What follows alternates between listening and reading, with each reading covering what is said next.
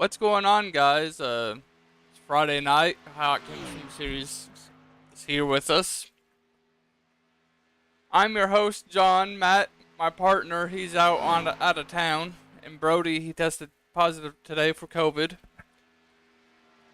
Earlier today, though, I got a message from Nick Offord about 20 minutes ago. He is racing tonight in the 22 car. He'll be out there on the controller trying to make his way up through the field. He will not be taking a playoff spot by any means, but he told me he had the nerve to race, and he's going to try it out with the controller. Right now, we are watching these guys qualify, see how well they do.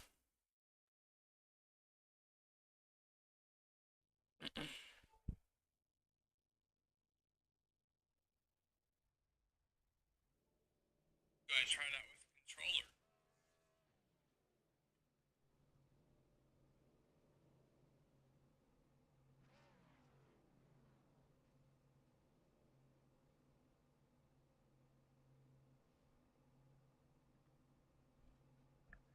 As you can see there's the starting order for tonight. It looks like Riley Hoots in that 25 car is going to be your post hitter. Brian Messer is going to start second. David Benita will start third in that 10 machine, and Keith Fallen fourth. Bob Carroll in fifth. Nathan Tallman in the 18 car is going to start out sixth. We'll wind this down for you guys a little bit so you guys can see who's starting where else throughout the field tonight. Should be an exciting race. It's 120 laps. Stage breaks are at lap 30 and also at lap 60.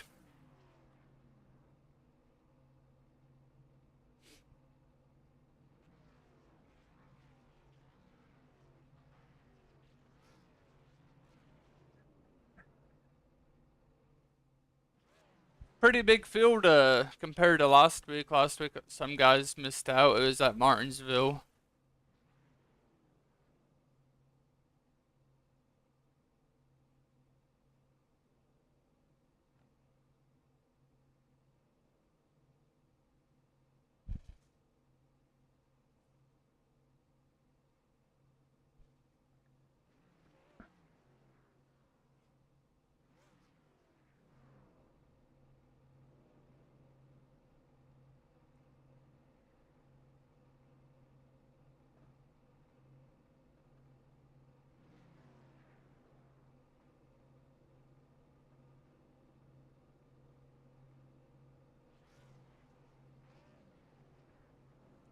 Hey Riley, it's John up in the booth. You got me? Yes, sir, I do. You got me? Yeah, congratulations on your pole. It's going to be a long race, 120 laps tonight. It's going to be a tough holding these guys off. Do you think you have what it takes? I think this is a really great opportunity to make up some points with everyone being on a level playing field. I am looking forward to the challenge it presents. And this is my home track, so I've got a little bit of a bias in that direction as well. I'd love to get a win here.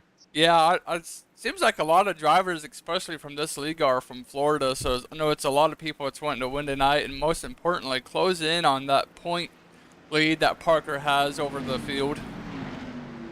Yeah, I definitely think this is a great opportunity to do that. I'm going to try to hang out up front this entire night, score as many points as I can. All right, well, good luck to you. Thank you so much.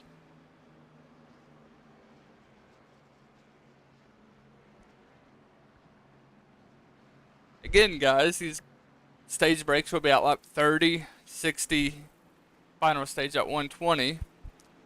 4 sets of tires tonight. 1 fast repair. For those of you that don't know what a fast repair is, if these guys get tangled up in the big one early, they can hang on to that.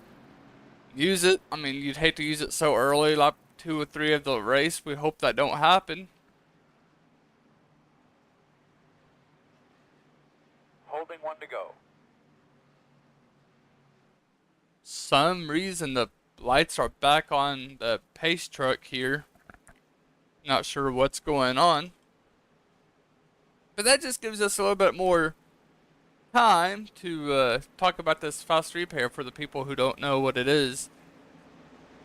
Basically, it's a tool that iRacing gives drivers to fix your car 100%. If you blow your engine or get heavy damage on your car, you can come in and fix it. Obviously, though, the key is to hold on to your fast repair till later in the race if you need it. So it's going to be a lot of different strategies. I mean, how hard do you want to be aggressive? We heard it from Riley. He's going to try to stay aggressive all night and be up here and gain valuable points that he's needing to close in on Parker, who is the point leader currently.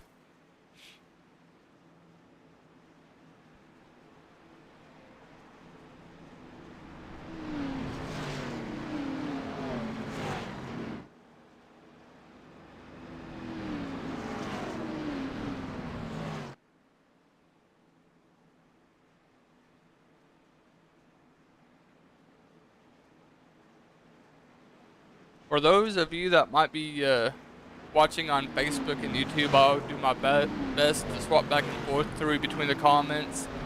Again, guys, if you want to see a particular driver, I'll go back and try to ride on board with him for a little bit and see how they're doing. It's hard to keep up on all the action, especially as big as this field is tonight, which I'm always thankful for. Especially with this league. This league brings out a lot of good drivers. Always 20 plus cars, it seems like. And tonight, there's a bunch of them. Pace truck is finally in.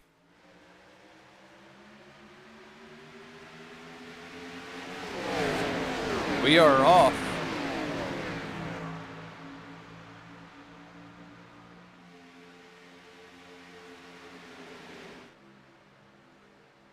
'25 and 53, they're side by side, and here comes Medina in that 10 car. He's going to stay tucked in right behind the 25 for the time being. The top two on the top side really don't have any drafting help so far. It's Keith Fallen in the 09 car. He had his season best finish last week. He ended up finishing third.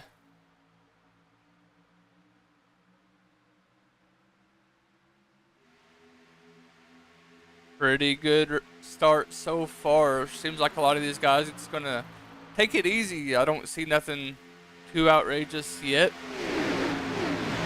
A little bit of blinking from 25. It's going to affect these guys all night. You don't want a guy in front of you to be blinking. That's just aggravating. It's almost like a lag on the console side. I broadcasted a race Wednesday night. On the console side is 3 wide weight racing, and there's a few guys who lagged in there, and it's aggravating. So blinking and lagging, it's basically the same thing. So we need to watch out from the 25 and how it's going to affect the guys around him.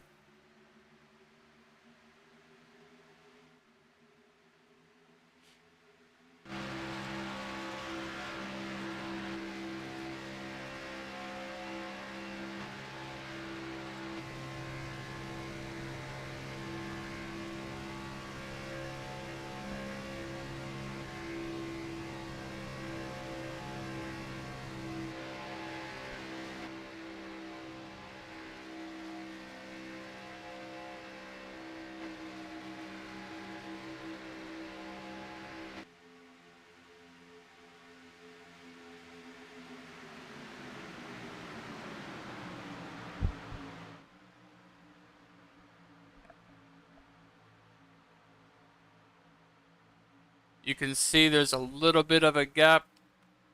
Got two gaps forming just a little bit here in the second pack. Got the 2 car on the top side, the 8 down low. Parker Collins in that 54. He's right there in the middle of these guys, it seems like. He's going to...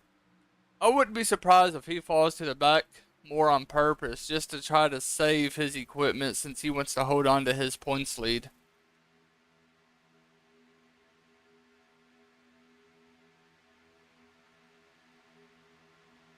Good side-by-side racing so far in the second pack.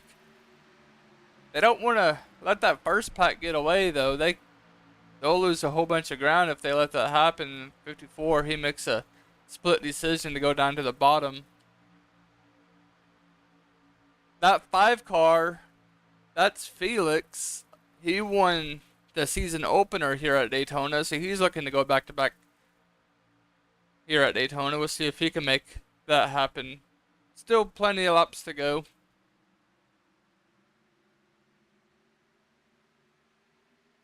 There's the 22 of Nick Alford. He is the one who is on the controller tonight.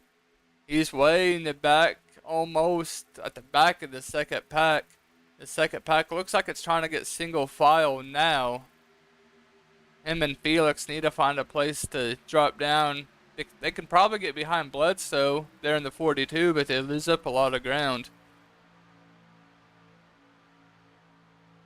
You can see up here in the front pack, they're all single file, the 25, the 10, 27, 78, 09, 43. They're all single file right through here.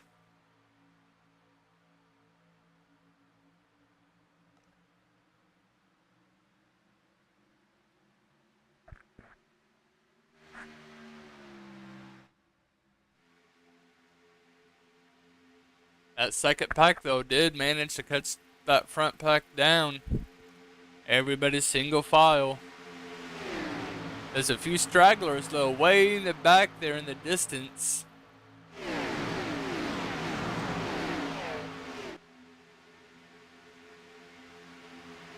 .43 gets just a little wobbly there, it looked like.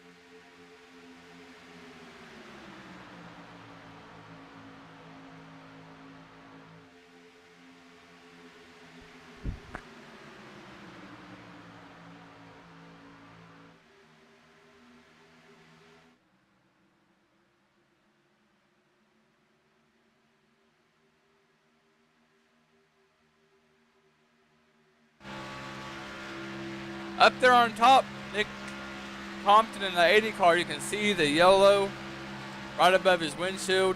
That's letting guys know that they are in the playoffs. And oh no, the yellow comes out. We got a car upside down. That's very unfortunate for a lot of these guys in the back. We will rewind this. See if we can get a better angle of it here. We got the 21 who goes up, the 80 collects him.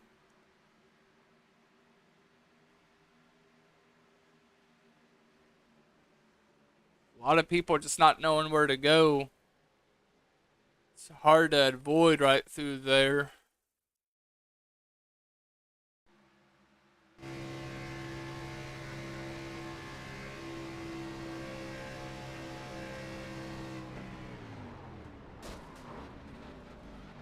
He's going to go for a ride. He's going to be upside down. We was talking about fast repairs earlier. That's going to have a few of these guys use a fast repair already, and that's something you don't want to happen. I think they're going to be more conservative now, especially for the people who were involved, and that has to use a fast repair. They're going to slow it down a little bit, I think, and see if they can make it to the end here. Still got a long ways to go yet tonight. These leaders are coming down pit road now. They're going to get service done. I can imagine that's just going to be fuel only. I don't think anybody's going to get tires. See what the 25 does here of Riley Hoots.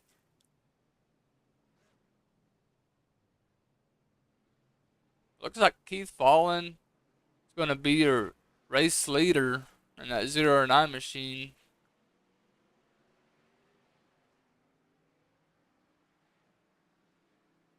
Not sure if anybody stayed out yet, but Keith was the first one off pit road here.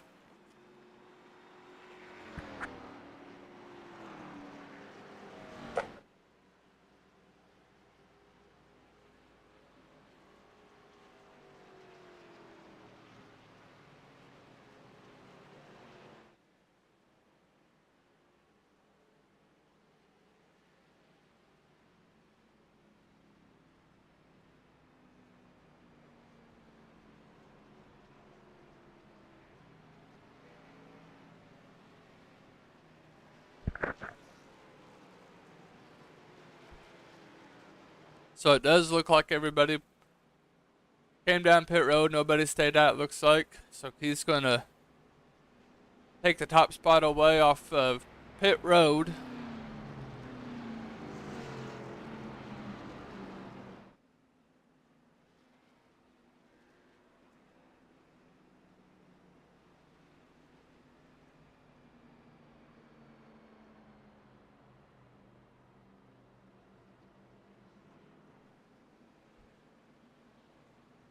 See a few more cars on the screen that went on the pit road. You should be able to, there they are in the picture there.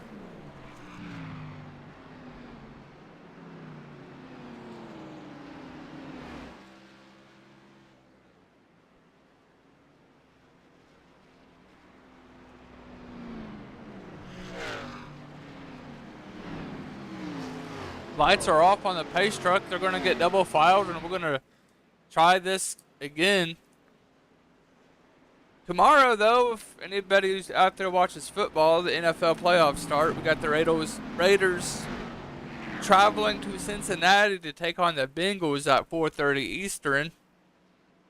Then tomorrow night, the Patriots go to the Bills at 7:15 Central, 8:15 Eastern. Should be some pretty good matchups. My favorite team is the Green Bay Packers. They got a first-round bye, so they'll probably choke it away in the NFC Championship game for another year. Let's hope not. Nevertheless, back to business. Double file. Ethan, the 09, is the race leader. One thing's I think it's going to be interesting to see how Nick in the 22 is going to do on a controller. Don't know very many people, or anybody, honestly, that has ever ran a controller on iRacing. It can be done, but I've never done it. I don't know anybody who has done it, so it's be interesting to see how well Nick can do it on a controller tonight. Truck is in. Green, green, green. Green flag is out.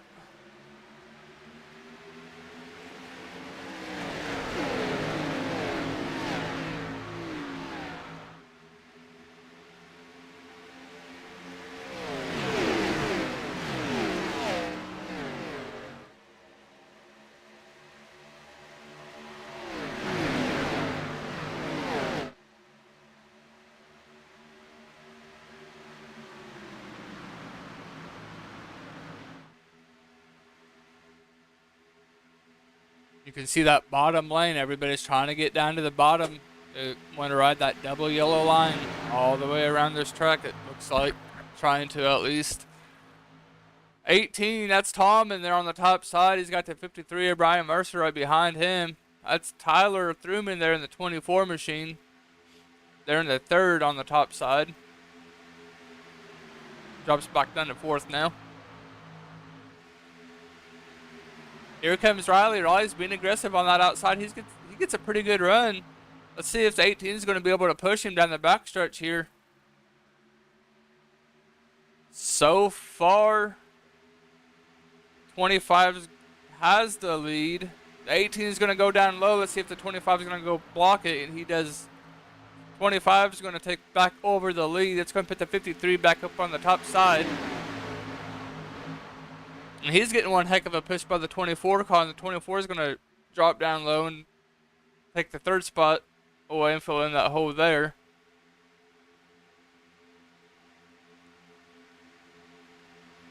Brian, he's also going to drop down low.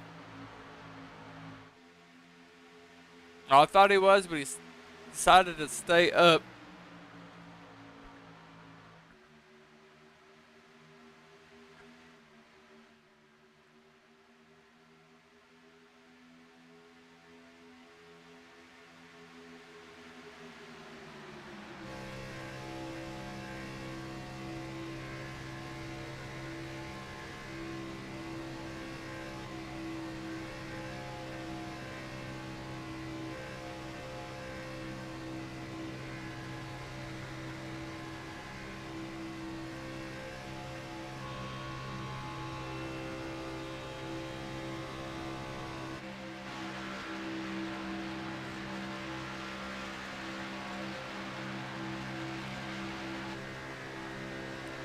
Now, what I was talking about earlier when I was on this view before that caution came out, the yellow indicates that the driver is in the playoffs.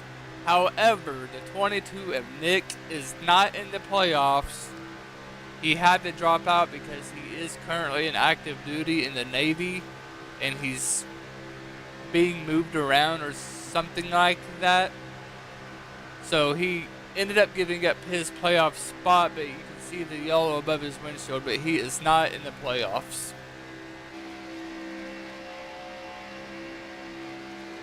Great view looking back at John Anderson here in the 56.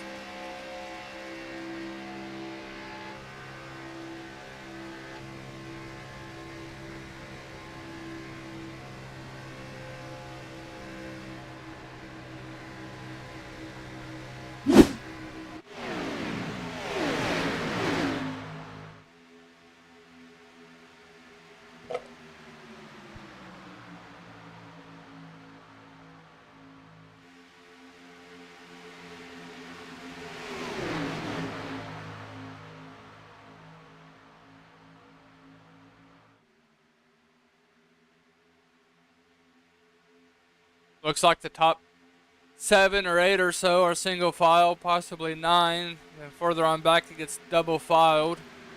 You got the 46 down low, the 53, just 8 right there. You got the 2 car going down on the pit road, slow. Not pit road, but still on the back stretch. Not sure what's going on with the 2 car.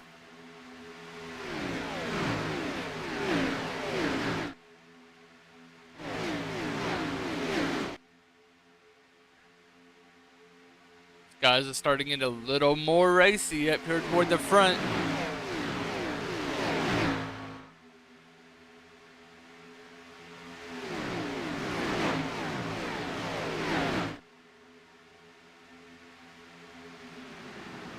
I'd say that, but nobody's going to go there with the 28. That's John Trainer stuck to the outside, who was our race leader, race winner here a couple weeks ago.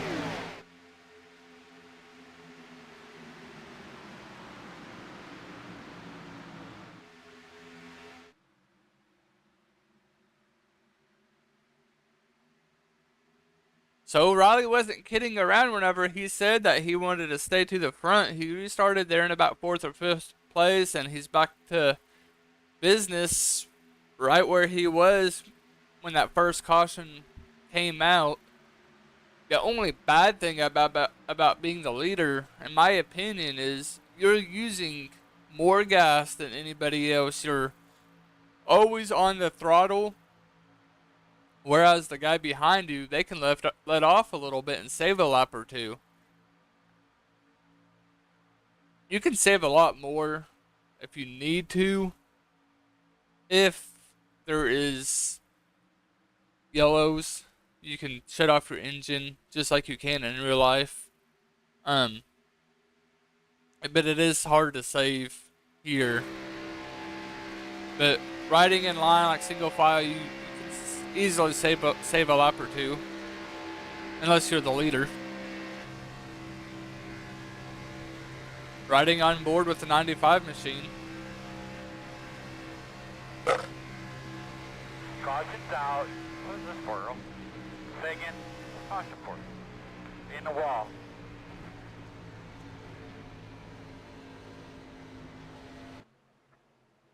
Sounds like we got a caution. Let's see if we got anybody slow.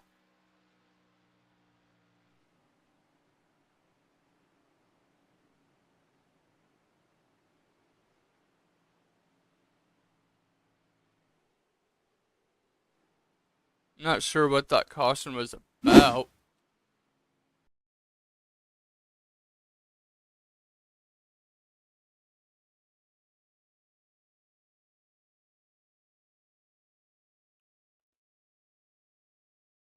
Wasn't him. I don't know. I didn't see anybody slow or anything like that.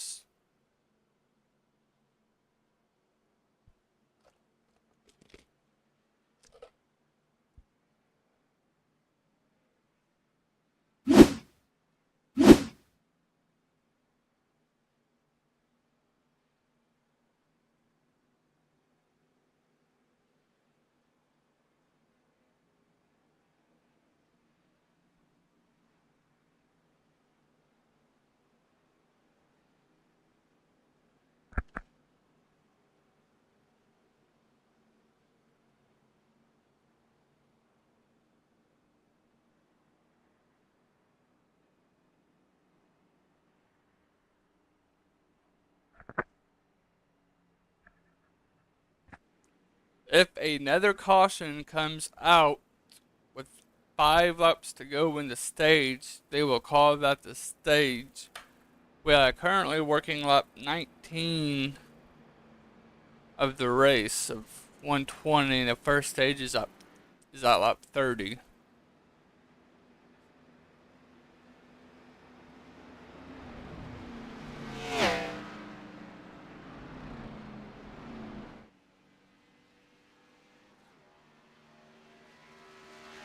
See that driver there that flew by the pace truck? He is getting his lap back.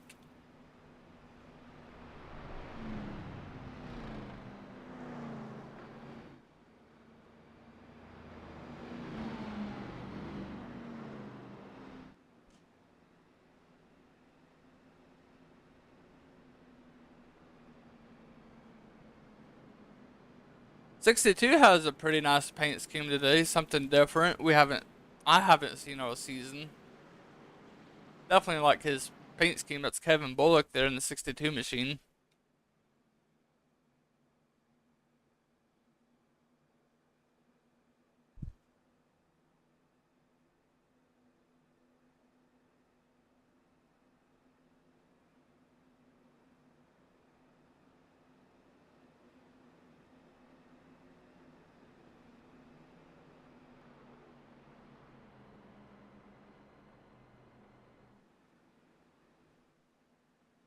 No takers on pit road. I'm a bit surprised. I guess since the next caution will wave here in a handful of laps, that they're just gonna go ahead and stay out and pit for at the end of the stage here, which makes sense. But maybe if you're further on back, go ahead and come in now, then stay out for the next stage.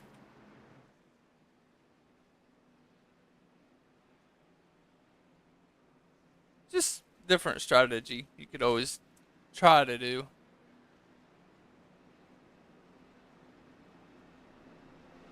Double file once again.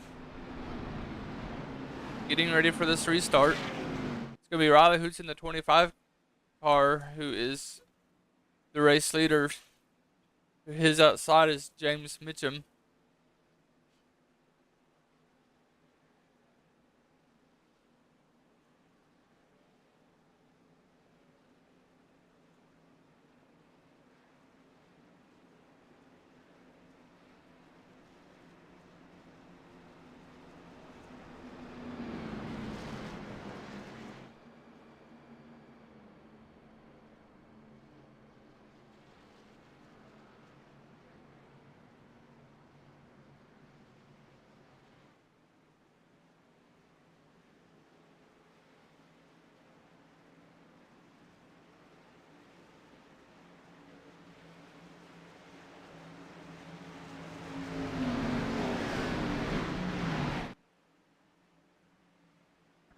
Truck is off.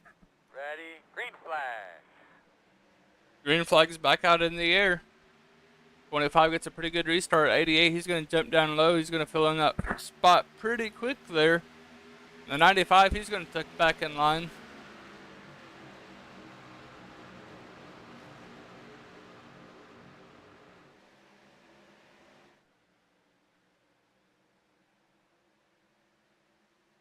That's Brian Mercer on that high side with Zachary Compton in that 81 machine behind him.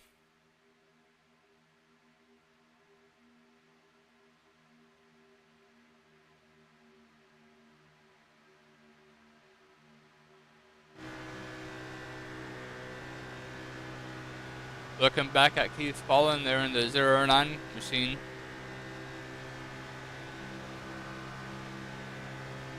Keith is one of those guys I found out last week that he's always thinking strategy. So you never know what's going through this guy's head. He's always thinking about fuel mileage. What you never know. It could come down to who can save the right amount of fuel tonight. We'll find out. Still got plenty of laps left to get to the end. Find out what kind of race it's going to be.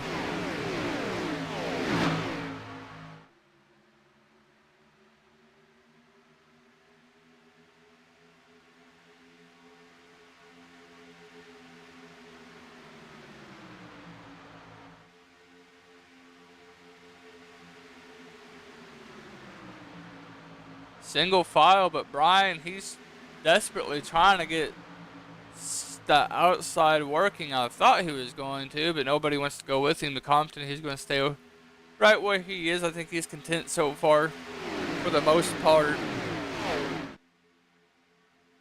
You got Tyler way up there on the outside. That's 24. And 53, he's finally going to go to the outside. And Compton, he's finally going to go to the outside as well. So the outside's starting to perform here. See if they can get a few more guys in front of them. Maybe the 42 of Bledsoe and the 10 of Bedino will go up there as well. Well, we'll see.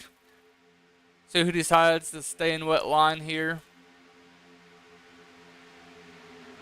Pretty impressed though with Nick holding his own on a controller. I haven't ran on a controller in years, and I tell you, I'd be terrible going from a wheel to a controller. It's a world of difference. It's like night and day.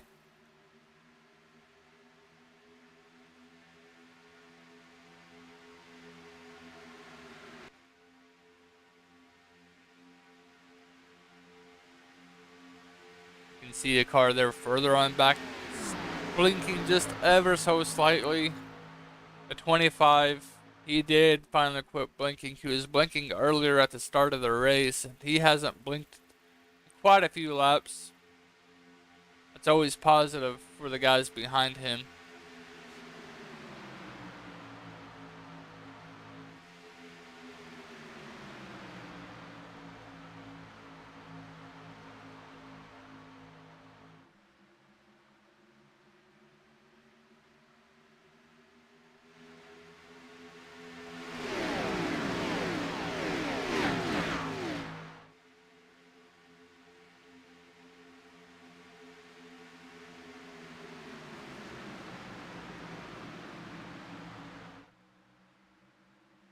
Brian, he's trying it again. He's got Compton up there with him. He's got Fallon back there with him as well.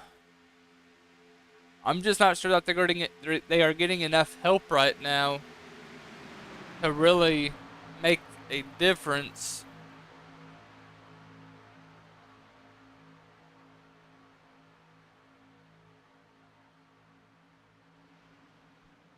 Working lap 27 of 30 for the stage number 1.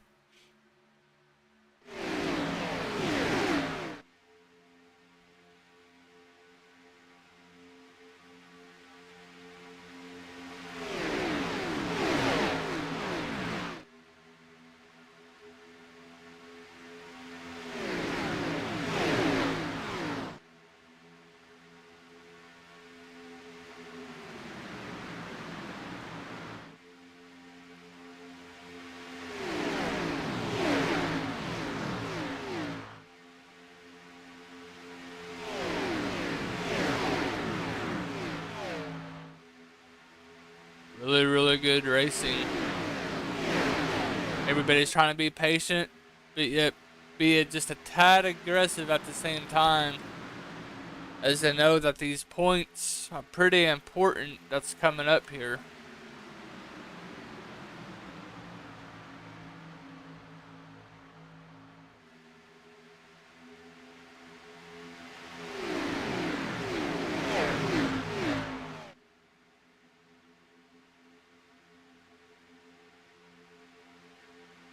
Give an A for Brian though. He's really trying to make that outside lane work, but he's having a hard time getting people to go with him in Compton. Seems like nobody really wants to go right now.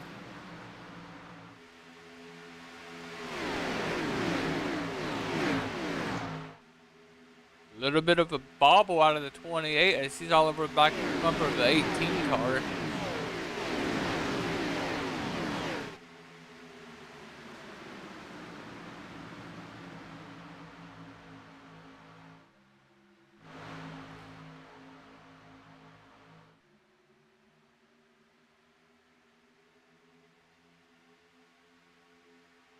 All he's going to do is some heavy blocking here. Caution, caution. That's going to do it for stage 1, folks. Riley Hoots is the stage 1 winner in that 25 car. He was also a post hitter, and he wasn't kidding whenever he said that he was going to stay aggressive and hold this thing. Let's bring him in the booth here.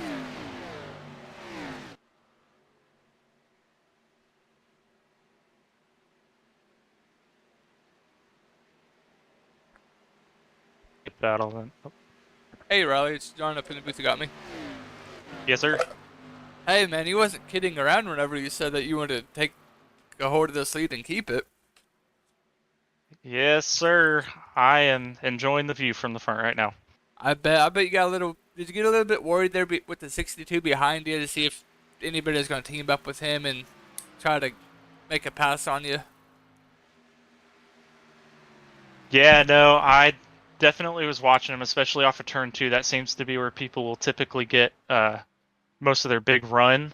But he just didn't have enough help behind him to get a run. It seemed like I definitely was looking for that the last 2 or 3 laps there of the stage.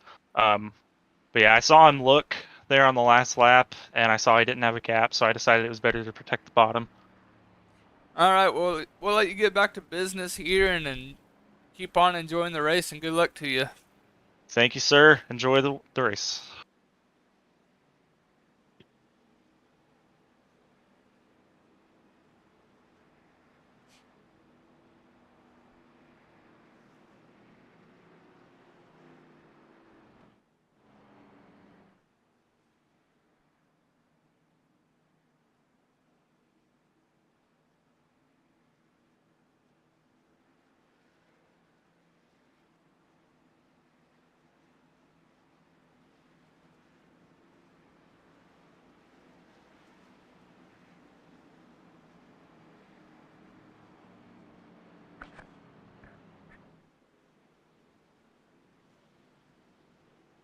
All the leaders coming down pit road. Think you have to definitely get 4 tires on fuel here. You got the 80. It looked like stayed out along with the 2. They may be just getting a lap back.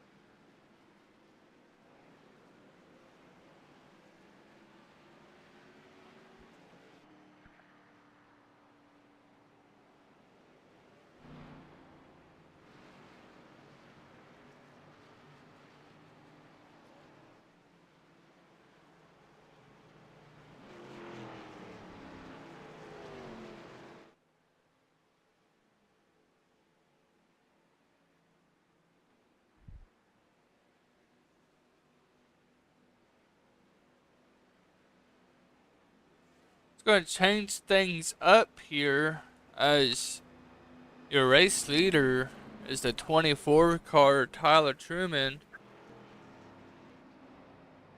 John Trainer in the 28 is going to restart second here. This 2 car right up here. He's a few laps down. So he'll have to go around this pace truck here. They'll wave him on by. They should anyway.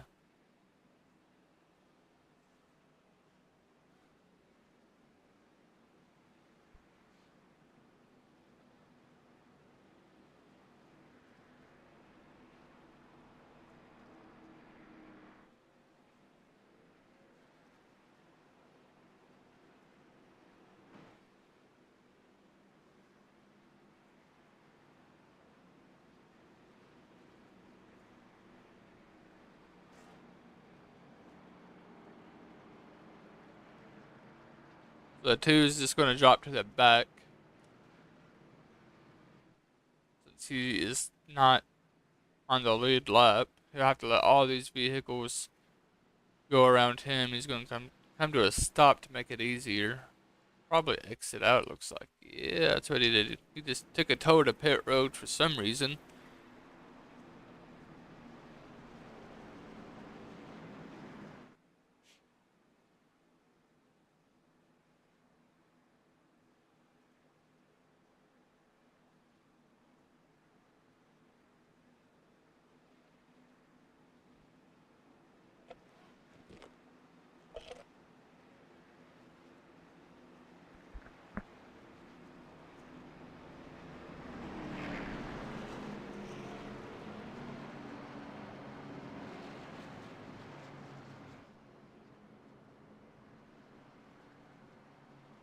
We had 29 cars start the race.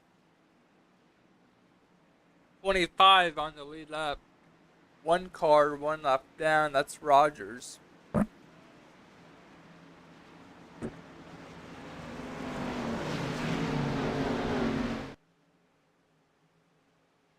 Race truck is off once again. Green flag. Green flag is back out.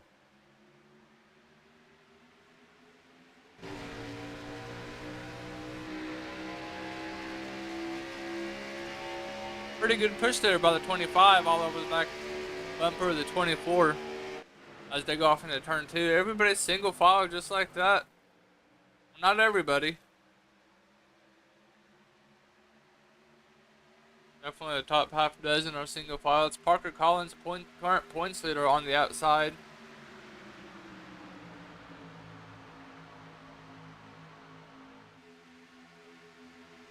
One thing about this place, if you cannot get down and fill in a hole, you will fall to the back in a hurry.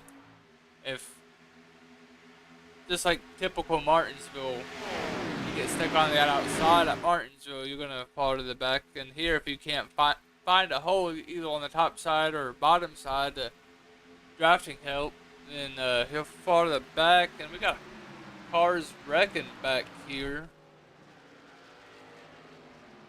Not sure what that was about. John Anderson involved.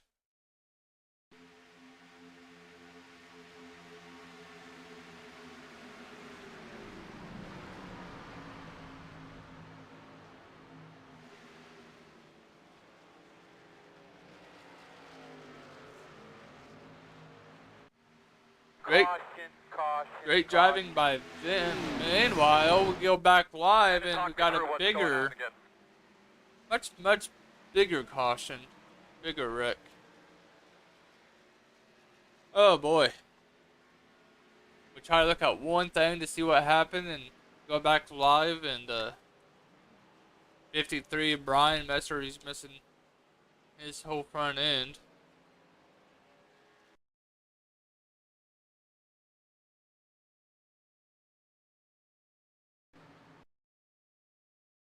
I have to rewind this just a little bit more.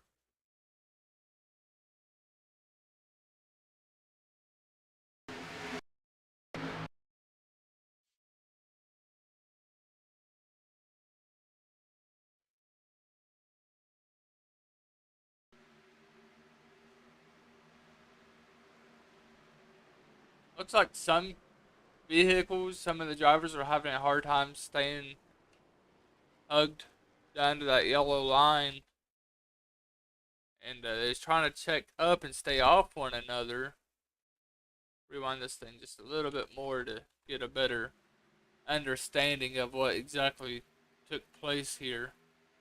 Get the 43 to the top side, the 10, Medina down low to his inside. To the 43's inside.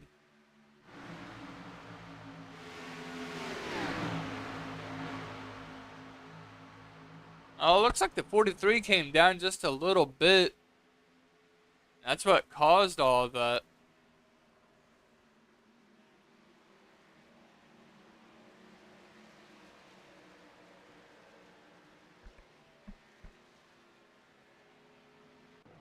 Tough break for a lot of these guys as they're on getting service done to their equipment.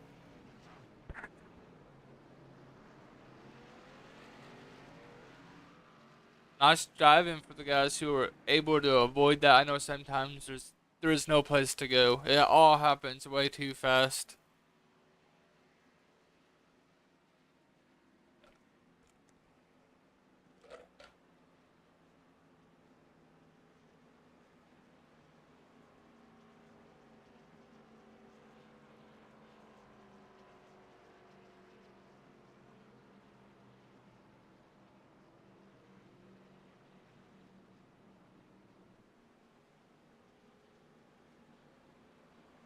So to answer your question of Full Throttle, I'm in a Discord through the league itself, and they would have to give you permission to send you a link or to get you in here to help commentate. I'm not ignoring you, I just saw your message there. But yeah, that's maybe next weekend or something. You can hit me up on Facebook on the channel, and I can probably get you involved if you want to help commentate. But right now, we just can't do it if we don't have time. And obviously, they're racing, so thanks for wanting to help anyway.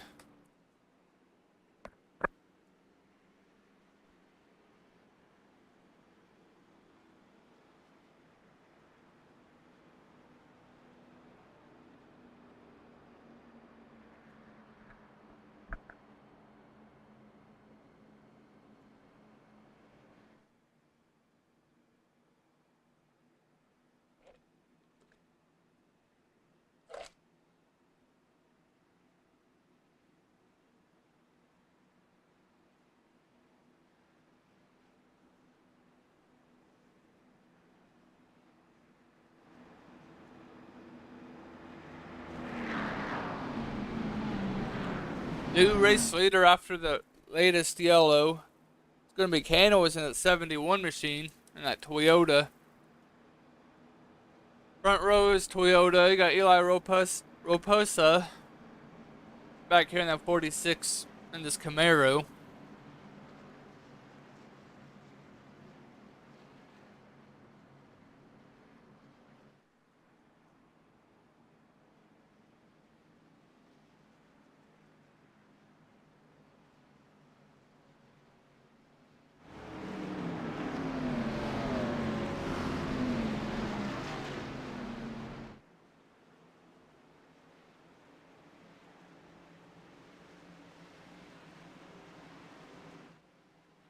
I tell you though, the Riley Hoots Green flag, green flag, green flag. starting in the deepest in he's restarted yet tonight. Sorry guys, I was looking at the screen to see what those drivers were doing. They're going to go down pit road or what they were doing. Anyway, the 25, he's starting pretty deep. He hasn't restarted this deep in the field yet, so it's going to be interesting to see how aggressive he is going to be to get back up here. He said earlier, though, that he wanted to be aggressive and stay at the front, and he backed that up by winning the first stage. 24, Tyler Truman is going to go to the high side further on the back of the screen. That's Kevin Bullock going to go high, then ducks back down low again.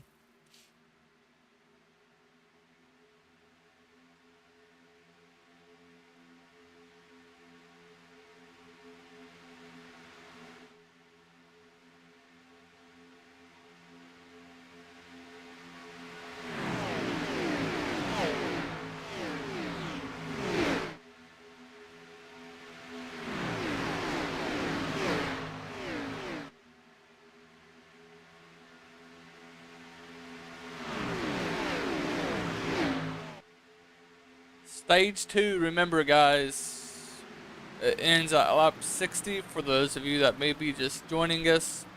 We've already completed stage 1. The race distance for tonight is 120 laps. 4 sets of tires for these guys. They filled their tank to 65%. Just, of course, is green flag pit stops. If cautions not that far right.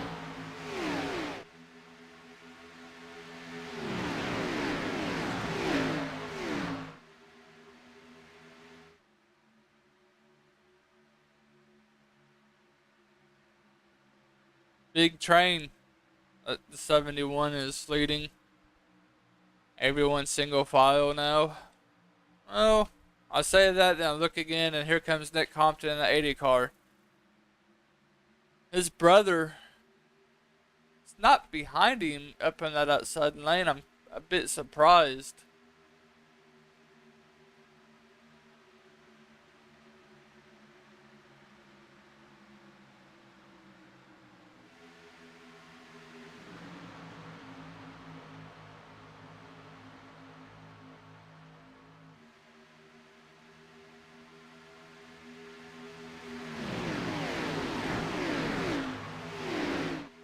These guys are just now settling down, wanting to ride this out for a little bit, calm the nerves.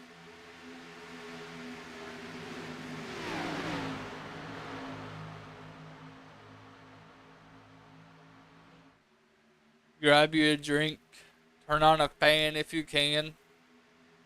That's what I'd be doing right now if I didn't already have done that.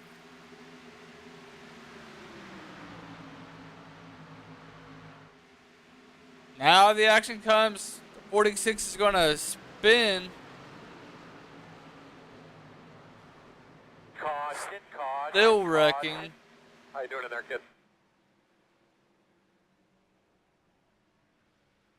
I'm going to have to find the 46. There he is. He spun there in front of the field.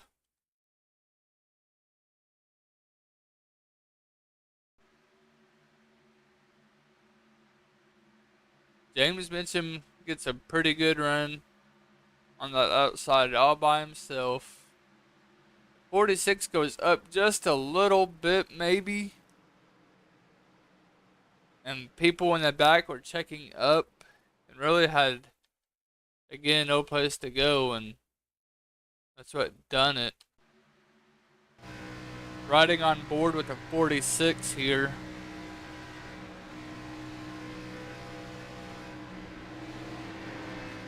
I can't tell if he went up.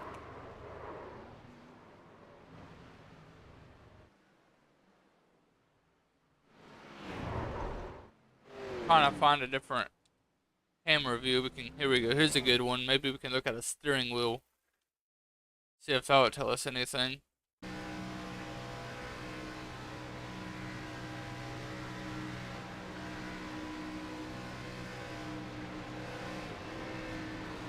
I didn't see his wheel move. Could be a netcode thing. I don't think James came down low on him.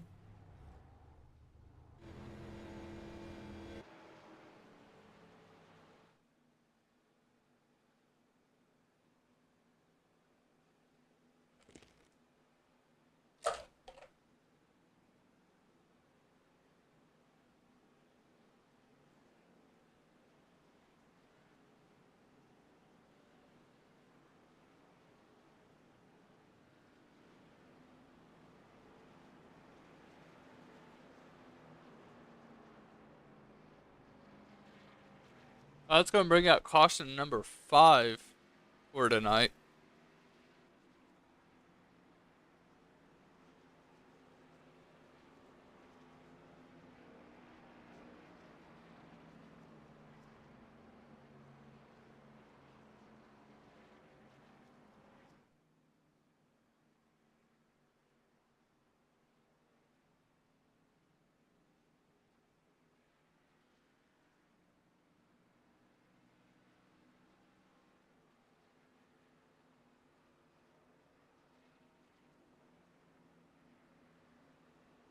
Good to see Nick Compton made a nice rebound, though, from that first caution that he was involved in.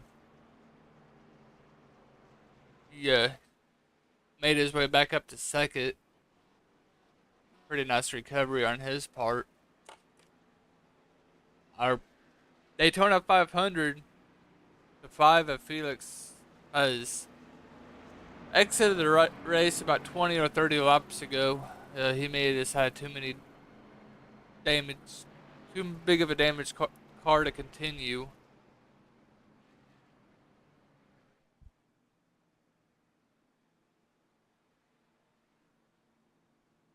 Still got over 20 cars on the lead lap.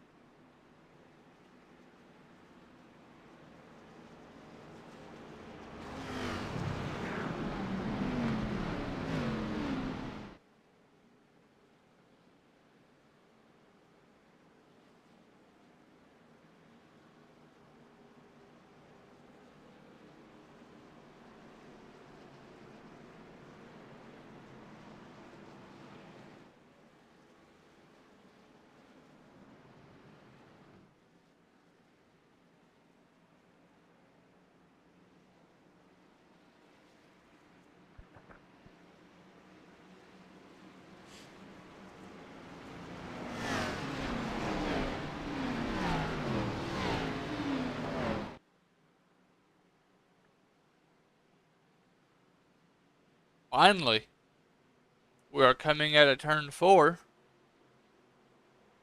Truck goes in. Here goes the 71 of that Toyota Camry. He gets a pretty good restart here as whoever is in the lead controls the restart. So he gets a great restart, and Compton there in the 80 car. He's going to tuck in behind him and stay in second.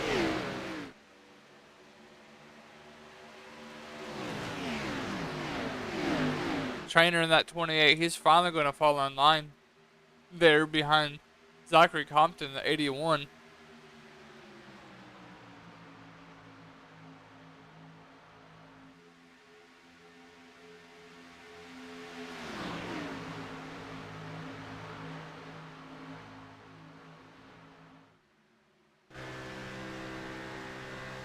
Looking back at the 18 from Nick Compton's view.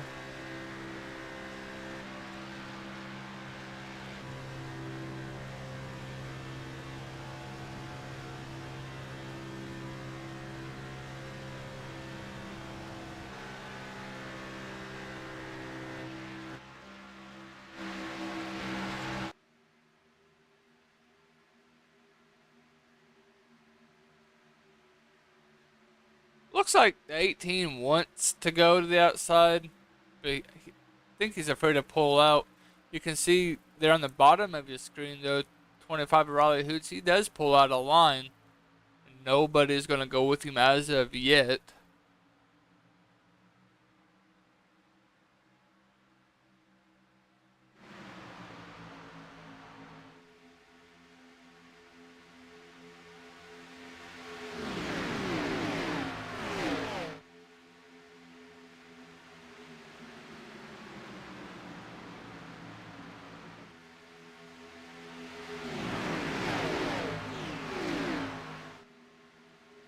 Once again, single file. It seems to be the thing at these plate races. Everybody wants to get to the bottom.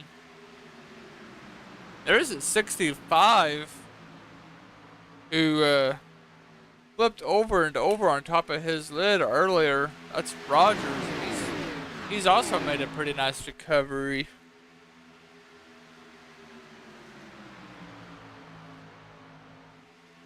Up top, though, here comes 18 of the Tallman. Nobody's working with him. You can see Parker in the back of the pack here, who is also on that outside lane.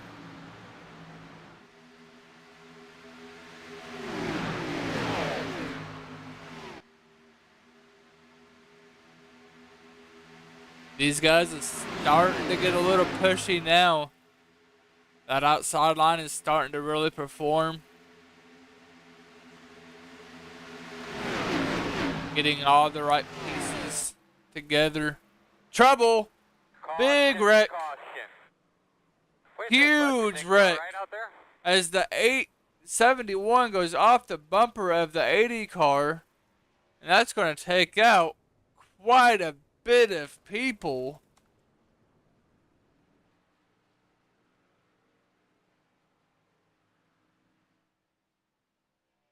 Wow, we are going to have to rewind this. Trying to get... Let's go back and look at this. This was a huge wreck in the middle, front of the pack.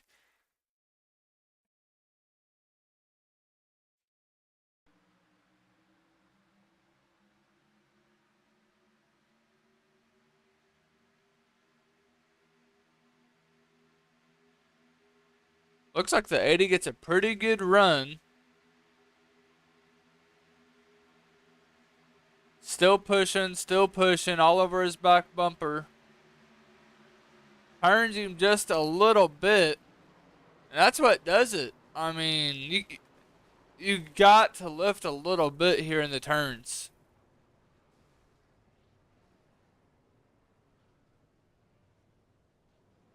That was a lot of aggression. You can see there, Hoots, he was involved. You can still see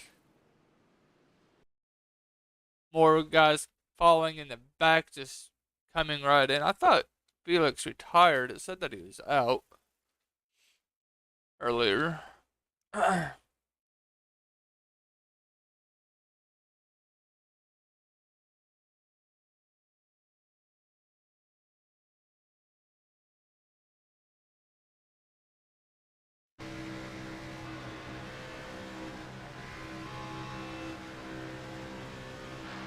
So riding on board with the 80 car.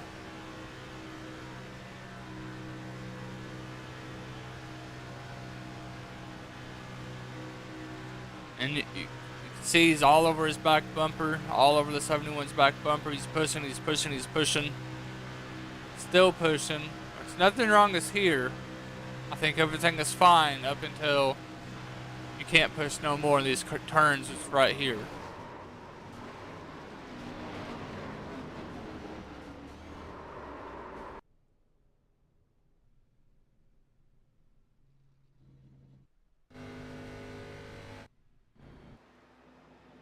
It's a lot of torn up race cars though. Keith Fallen did manage to get through that cleanly.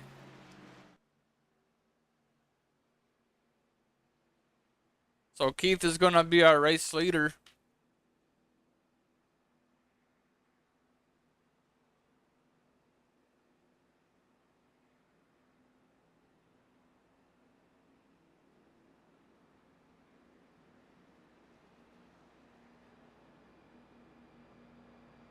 I think here at the end of this stage, if we get time, we'll bring Keith in, talk to him, kind of see how he got through that, what he was thinking whenever it first started.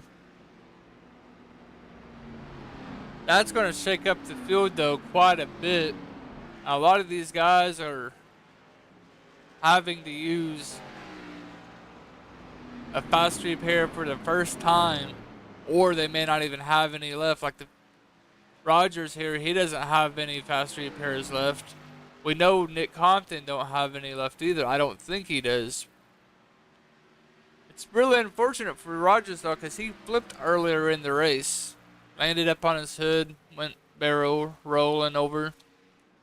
And here he is again, he gets caught up in the big one.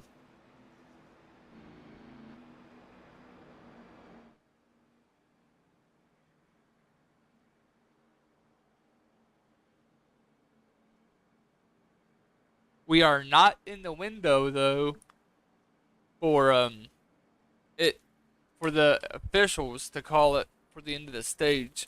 So we'll have another attempt here before we officially get into the window for the stage break. It's scheduled at lap 60, but if another caution falls within 5 laps, then that will be official for stage number 2.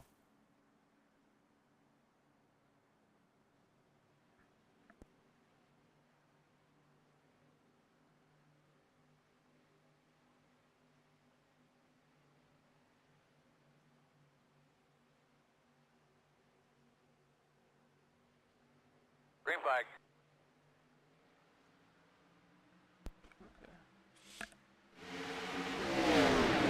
Green flag's back out. Keith Fallen in 09 gets a pretty good restart. 24 though, Tyler, I thought he was going to give him a battle for his money, run for his money, and he didn't. You can see how much this field has shrank since that latest caution though. We don't even see Nick Alford up here in the picture like we was earlier.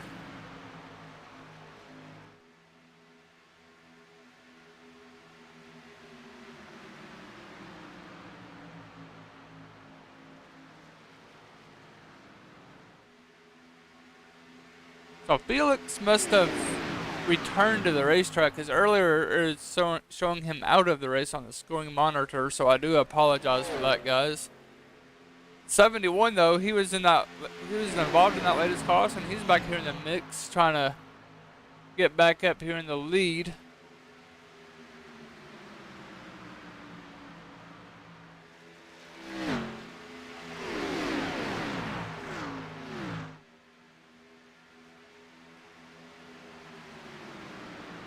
John Anderson goes another lap down. I tell you, that guy has had a lot of bad luck this year. And I thought Nick has had a lot of bad luck.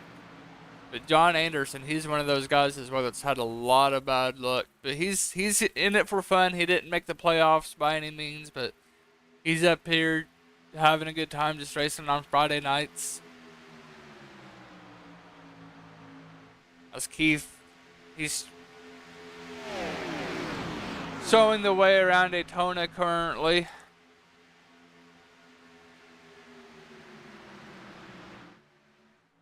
I kind of expect these guys to settle in. I don't think that there'll be any more passing going on. I think they're probably going to ride it out. That'd be my best bet. They ride it out to the end of the stage 2, so that they don't have another huge wreck like they happened moments ago.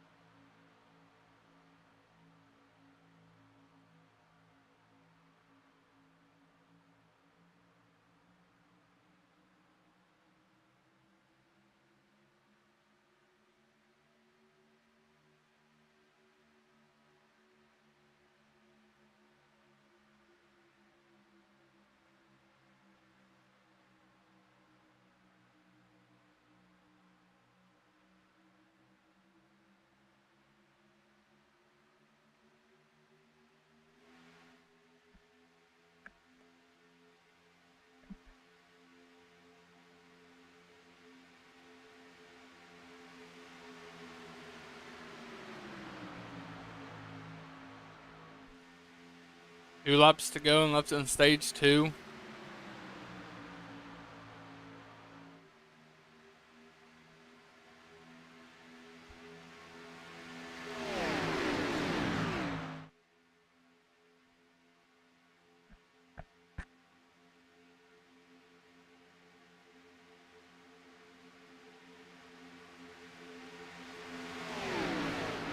Really sucks though.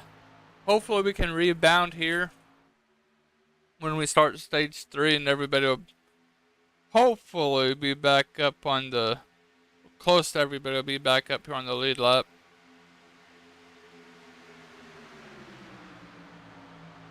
A lot of guys are out of the race.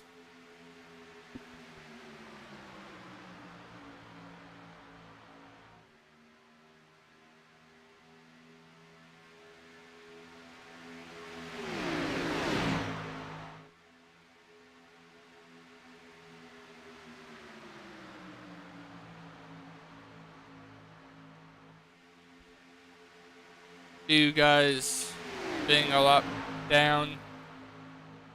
Octane was in at 71, who was the race leader whenever that caution happened. He's the first car 1 lap down. Caution. Now that's going to do it for stage 2. There was a little bit of racing going on, more than I thought there would be. We're going to go ahead and bring in Keith.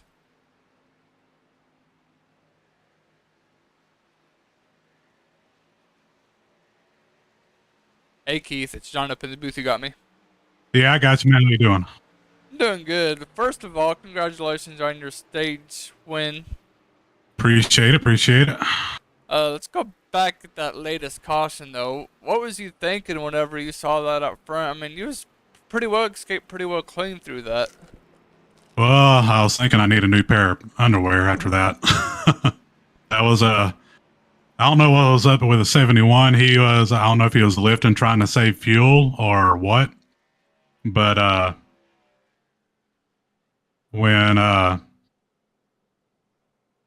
he hit him, he just sent him.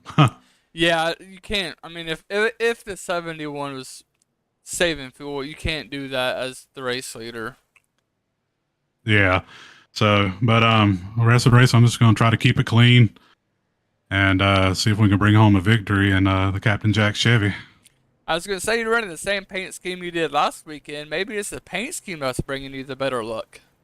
Yeah, I'm hoping so. I got the Bulldogs National Championship on it that I'm pretty proud of.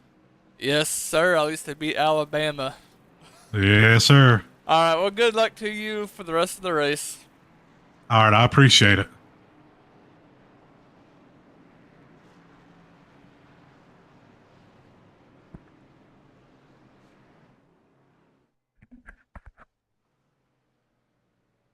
Looks like Keith may have elected to stay out here. I hope I didn't make him miss any pit strategy. There's Alan Bledsoe there on pit road.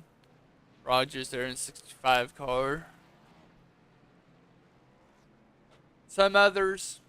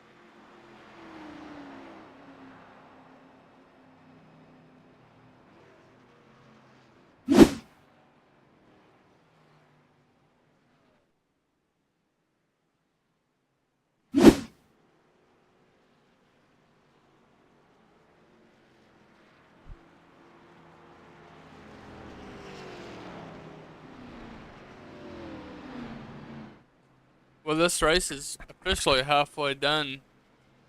He's coming onto pit road now. He may have just wanted to stay out an extra lap.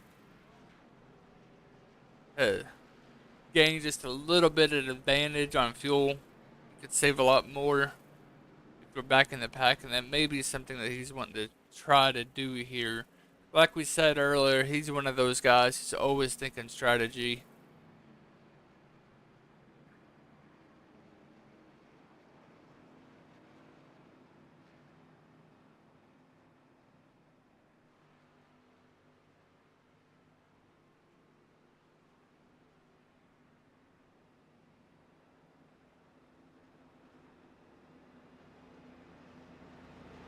So it looks like we're going to restart the race here with 16 guys on the lead lap. Nick Alford in the 22 car, the first car 1 lap down.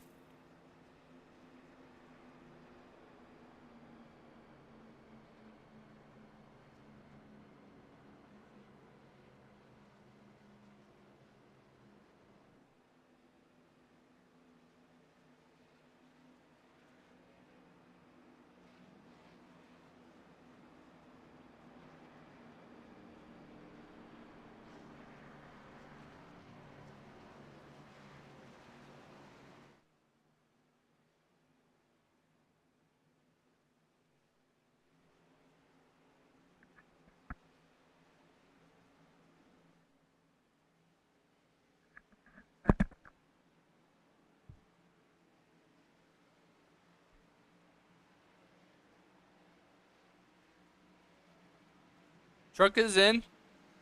Green, green, green.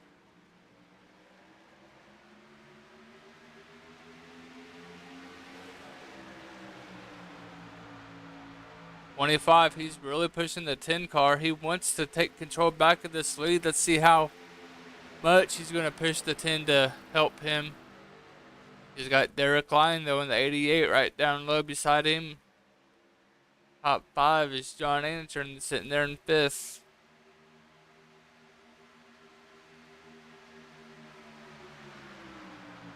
Medina, though, he's got a pretty good run, though, with the help of the 25. He can go down low now if he wants to clear him, and the 10 and the 25 do go down low. They're going to clear the 24. The 88 is going to go up high to the outside lane. Medina's going to go up high as well.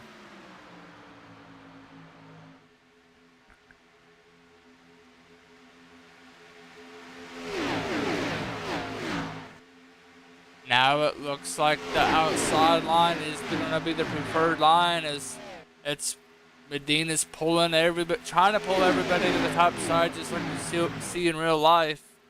Seems like everybody wants to run against that wall, but we'll see what the inside line can do. The 24 and the 28 are holding themselves pretty good down there on the bottom. Now Riley Hoots in the 25, he's going to go down low. So does the 10. The 10's going to go right there with him.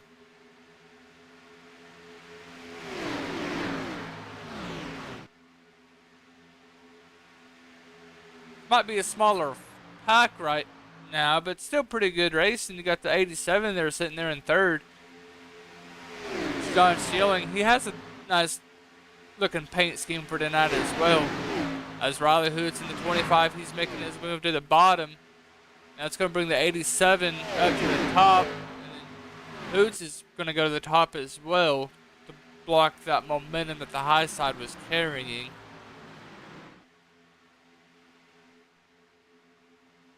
Derek Lyon in the 88, he thought about going low, but he probably would have been the monkey in the middle. I'm sure that he would have been 3 wide, but he thought better of it. As Hoots is now back where he started.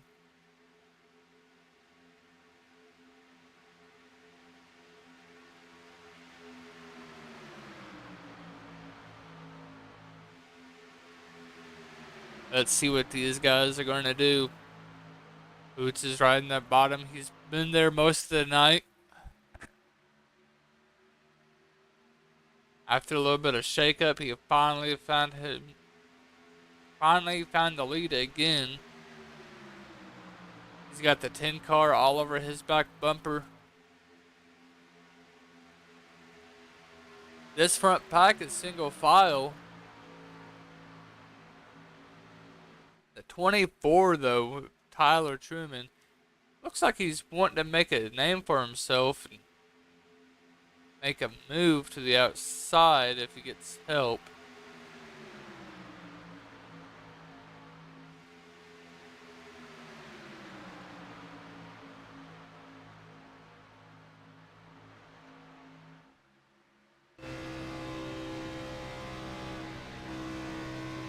We are riding on board with John Trainer in the 28 car.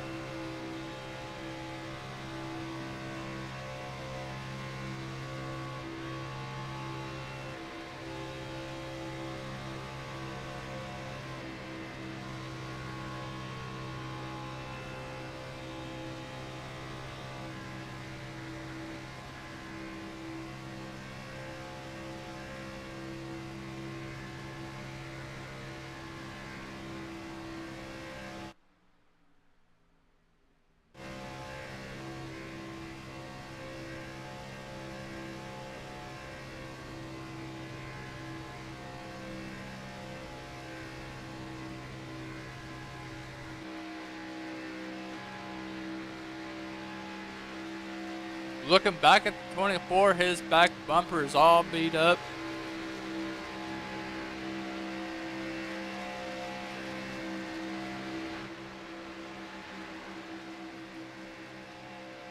You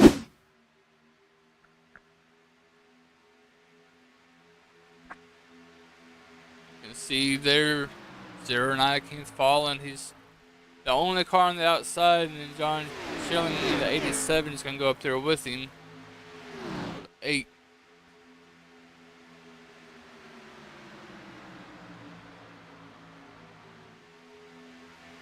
Back to single file we go.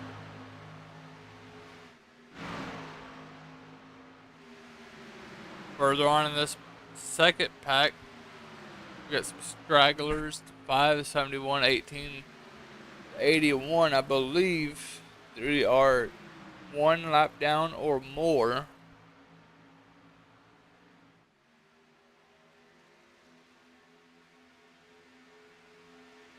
Derek Lyon in the 88 and Kevin Bullock in the 62 trying to make the high line work now. Let's see if anybody's going to go with him.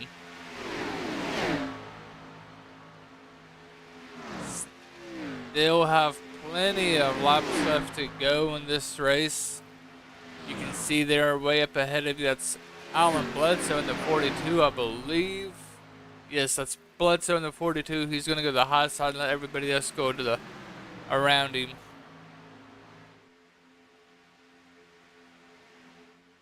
they stay like this, we'll definitely see some green flag pit stops. Once we get those, that's going to be who cannot make mistakes, who can get onto pit road without speeding, hitting one each other.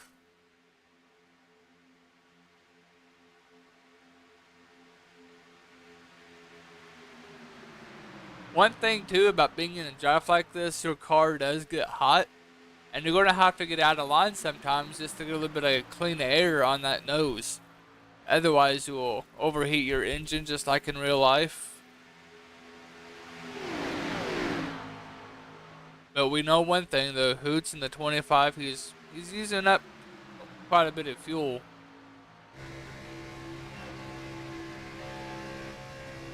You can hear him now. He's wide open as he goes down through turns 3 and 4 here, coming out of 4. He's still wide open. He'll be wide open all the way around this place. Riding on board with the 10. He's wide open right now. He'll probably let off a little bit when they get down to this turn. No, surprisingly, no. He sounds like he's still wide open just as much as the 25 is.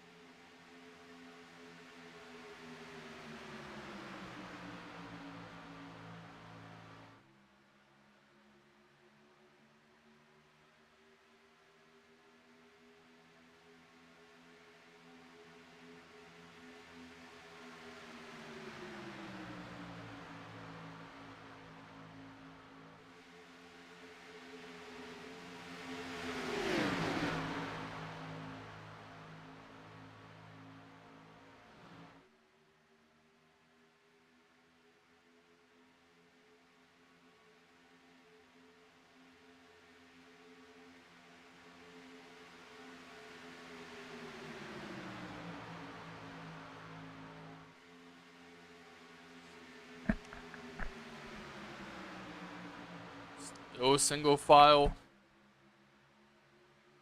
Nothing's changed out front. Back here though, we got teammates Kevin and Derek trying to make something happen as they trying to tag team the 8 car here. Now we got a little bit of action going up front as they're trying to get around Felix here in the 5, who is multiple laps down. He does have his teammate there though in the 28, so it's going to make it easier for the 28 knowing that his teammate in the 5 is up here, even though he's multiple laps down. They can work together. There's no issue with that as far as the rules go with this particular league.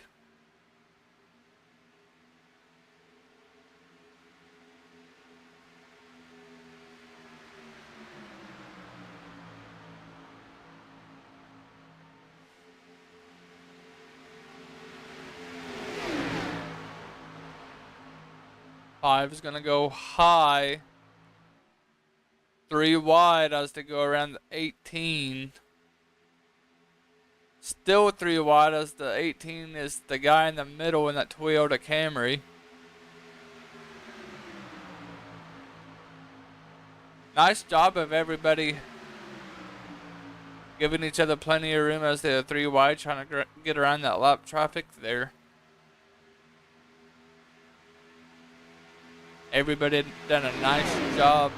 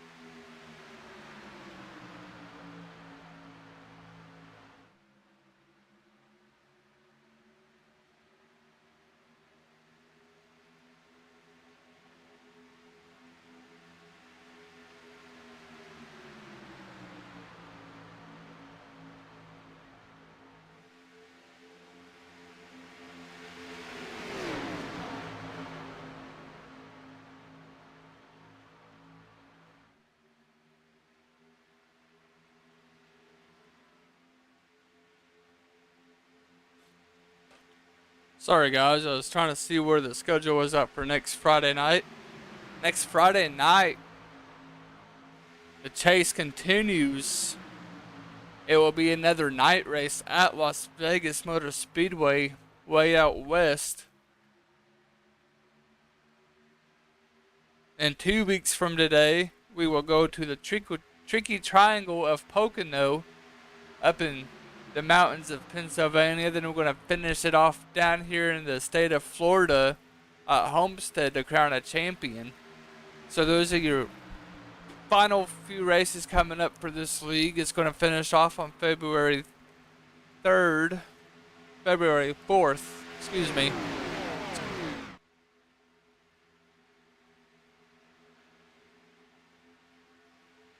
And they are revamping for season 2. They got Xfinity series they're wanting to do.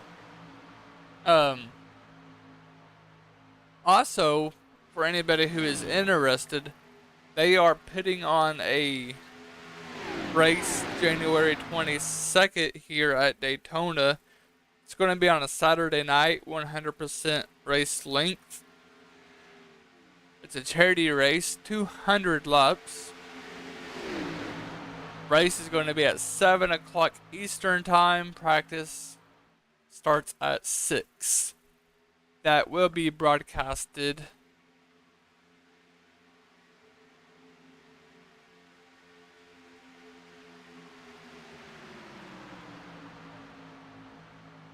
Not sure who is broadcasting it. I know it's another channel out there who is doing it for free. The charity race is for military and veterans. It's a veteran game, so it's a great cause. I hope everybody who can make it does make it. Who wants to donate for this great charity race? As always, so thankful for the many veterans who have served for our great nation. That's a charity race coming up on January 22nd. If you are interested, you can let me know. This message the Facebook page, and I'll get you in the right connections. And we got green flag pit stops coming up as Medina is the first car on pit road, and he's going to bring a bunch of guys with him. The 87 as well is on pit road. The 88. You can see the 80 there, but he's multiple laps down. The 62 of Kevin Bullock, he's already also on pit road, and there's Medina there in the 10. So a little bit of pit strategy coming up. One thing you don't want to do is speed. Speed. It's going to kill your race. Back to the leaders. Let's see whenever Hoots and Truman and Trainer and Fallen decide to pit here. These are your top 4.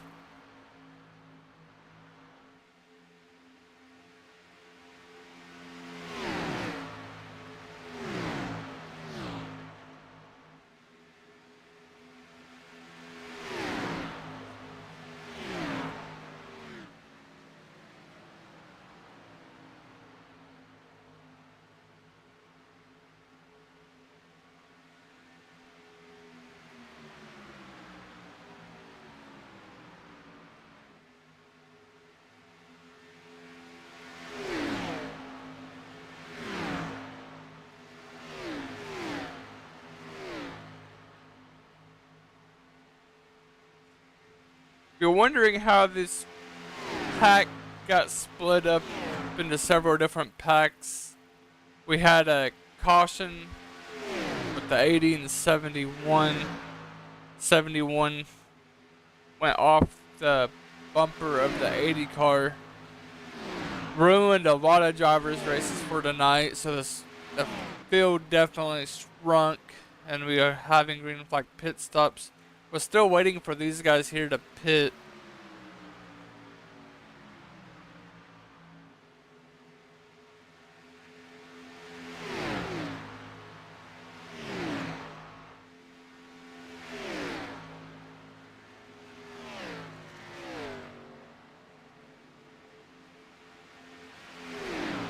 I believe that's Felix in the 5. Yeah, he's coming on the pit road. You got the 22 of Nick Alford and 53 of Brian Mercer. They're on pit road as well, getting service done.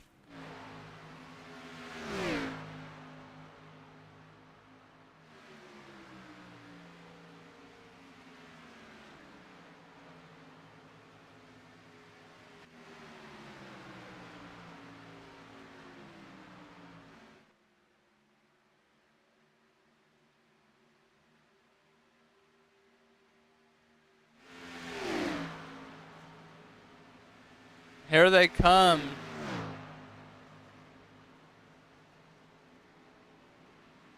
Not sure if Raleigh got his car slowed down in time. It's one thing that's different versus on like a console league I do on Wednesday nights. The computer takes over for you on Wednesday for the console side, but not here. These guys manually drive their cars down pit road, so they have full control of their car. They have to get it inside the box. So if you go over your pit road box or you don't go deep enough in, you will be told to move your car. Looks like everybody, for the most part, done a pretty good job getting on and off pit road. We'll see how that's going to bring out the standings, the timing loop for the leaders here.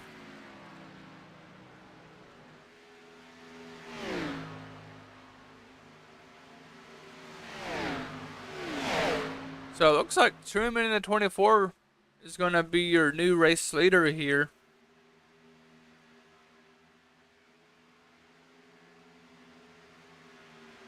He's got Hoots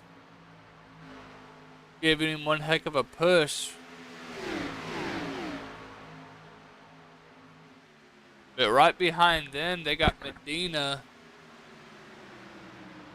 Schelling, and Bullock, all teammates, working well with one another.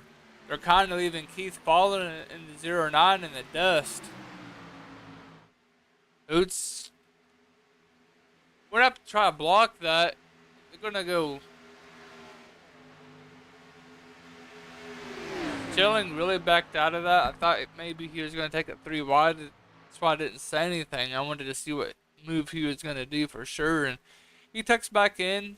Hoot's done a great job of blocking their momentum that those 3 had on them. And that allowed Fallon to close back in. And there they go again. Medina to the top side. They're going to try to work around the 24.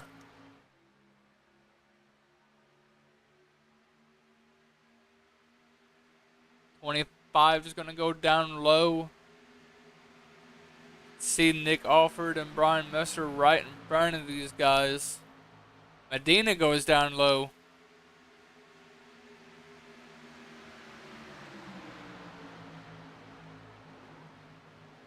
Trouble. That's the 87 of Shielding, who flipped There will be a on his caution. hood. Then There we'll is take a fuel. caution.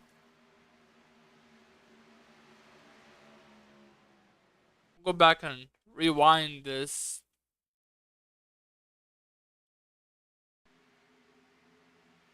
Ceilings to the top side behind the 25. Now he goes down low behind his teammate in the 10. Looks like he gets tagged from his other teammate and he just goes for a ride.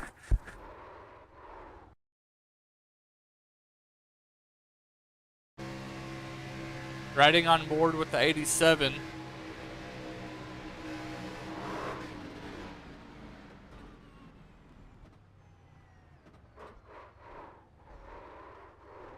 I don't know who does and who does not have any fast repairs left.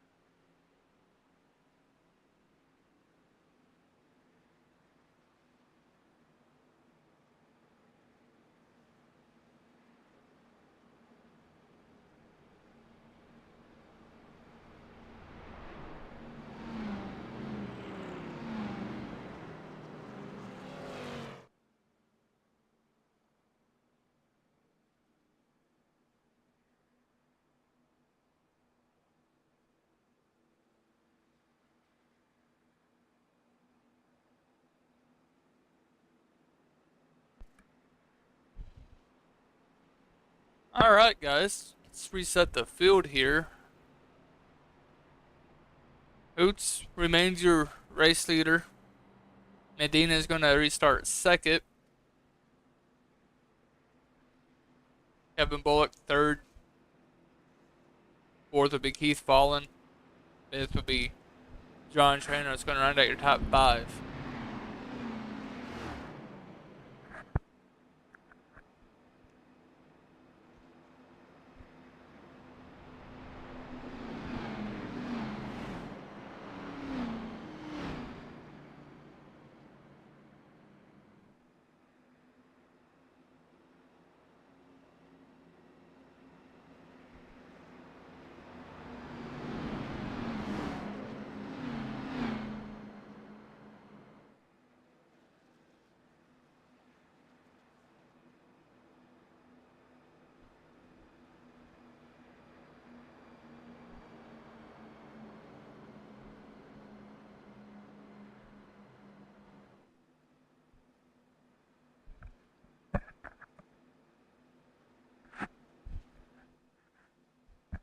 So far, we've had 8 cautions tonight.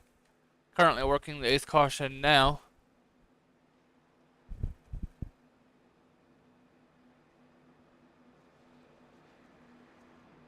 Looks like 13 cars are on the lead lap. We started with 29 cars, I believe, tonight.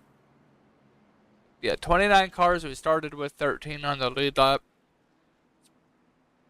8 cautions. That's not terrible. Not terrible at all. We got about 30 laps left to go in tonight's race.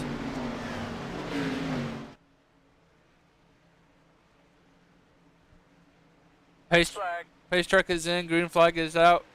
Riley Hoots gets a good jump here on Medina.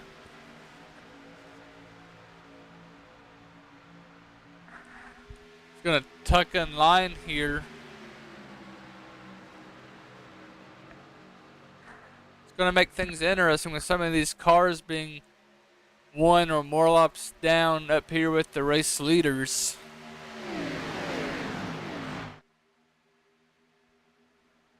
Trouble. Derek Line bounces off the outside wall. Zach Compton, the 81, goes sliding down on the inside there. That's going to bring out another caution. 9 cautions now for tonight.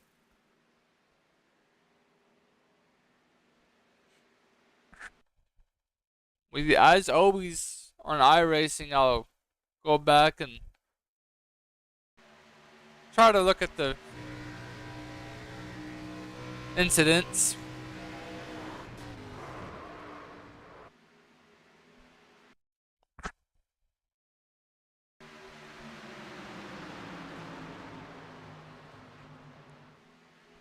Zachary done a nice job of locking up his brakes and not hitting anything.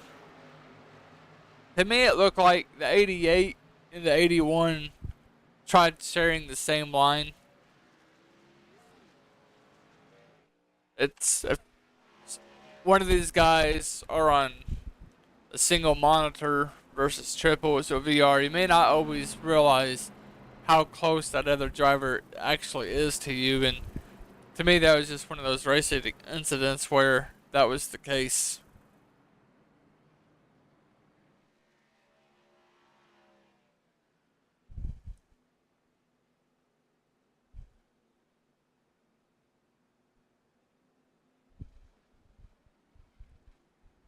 Wednesday night, though, for anybody interested, the next broadcast that we do will be for 3 Wide Racing over on the PlayStation 4 side.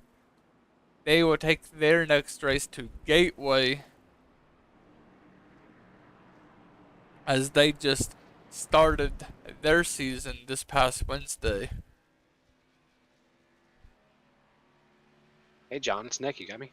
Hey Nick, I got you. How you doing, bud? I'm good. How are you? I'm doing good. The controller done good for you for the most part, I thought. Yeah, towards that end, it started getting a little finicky. I was And when that group of cars got me and Brian, it started really being jittery, and I got really nervous and caused a big wreck. So I decided to park it. Yeah, I don't blame you. I think you done good though up until you got involved in the wreck earlier. I was keeping an eye on you, and you was doing good moving your car through the field on a controller. Yeah, it's not that bad. I definitely can't wait to get home back to my wheel. uh, it's kind of difficult because like you got to be really really sensitive on the joystick, but yeah. Yeah, it's like a night and day difference between a wheel and a controller. Oh, absolutely. I haven't been on a wheel. Absolutely. I haven't been on a controller in like two to 3 or 4 years now, and I don't think I could ever go back. It's not something I want to get used to. It's been a great race though. 29 cars started tonight. We got 12 or 13 on the lead lap yet. Yeah, for the most part, it's been a pretty clean race. Everybody was pretty conservative and patient during the first two stages, and that was great. Things just got a little crazy towards the third stage. That's expected at Daytona though. You know, people want to get these points and try to gain points on Parker. Yeah, he's got a lead. This race, Parker's back in the back. He's a couple laps down. He got involved in something earlier on in the race and never really recovered. He's on the lead lap. I guess that's one good thing about being a point leader though. If at Daytona and Talladega, if you got a pretty good sized lead, you can afford to have mishaps. Yeah, that's true. The thing with Parker, he's always been very consistent at every track we've gone to. He's got a 21-point lead right now on Victor.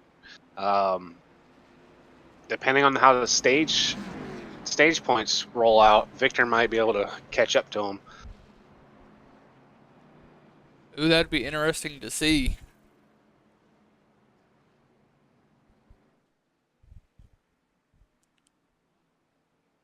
Victor won this race in our regular season, week 1.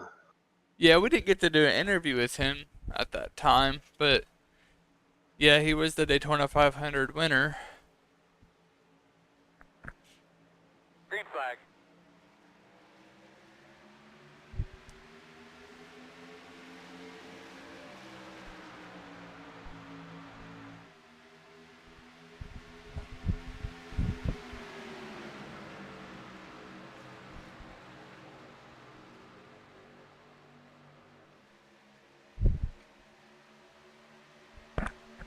John Trainer, though, he's on that outside. He's got the 71 who was involved in that incident earlier, right behind him. He's getting a pretty good push, and now the 20 is going to tuck down in front of Keith there in the 09 machine. Yeah, we were trying to work the outside earlier on in the race. The Compton's joint kind of been working with us all race. They're in our team chat. So we've been working with them all race, and we tried making that top work with all of us. For some reason, it just wasn't working. We weren't getting a run like we've done in the past with 3 or 4 cars, and we had 5 cars tonight. So Yeah, I think it. You guys were on Chevys too, right? yeah, no, the Comptons are in Fords. Yeah. I wonder if it has something to do with the nose and the bumper not lining up. Maybe. I'm not too sure on that. iRacing did a pretty good job of making sure the manufacturers are pretty even. Yeah. When it comes down to aero. I don't know. It was just a weird kind of experience trying to run that top, and we had 5 or 6 cars in a line, and we couldn't pass 2 or 3 cars in a line on the bottom. So it was just a strange kind of thing that was going on. That's definitely different.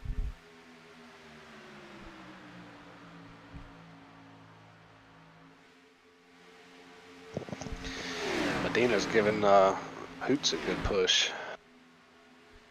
Yeah, the top 4 have kind of separated themselves. Keith is going to need some help from Zach back there to at least keep up with the draft.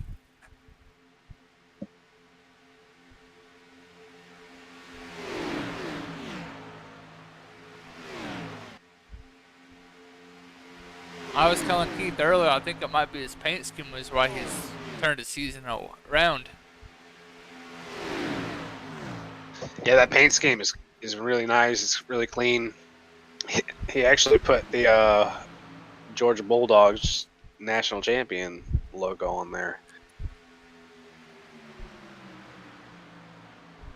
He's a huge Georgia Bulldogs fan. Anybody but Alabama, in my opinion. Yeah, I don't follow too much football anymore. Yeah, you probably don't got time. I mean, I had the time. I'd just rather spend it with my my wife and kids on Sundays. Yeah. I do a lot of things during the week. For me, on Tuesdays I usually I race 1/10 scale RC buggies, remote control buggies, at a local indoor carpet track, and I'm usually there.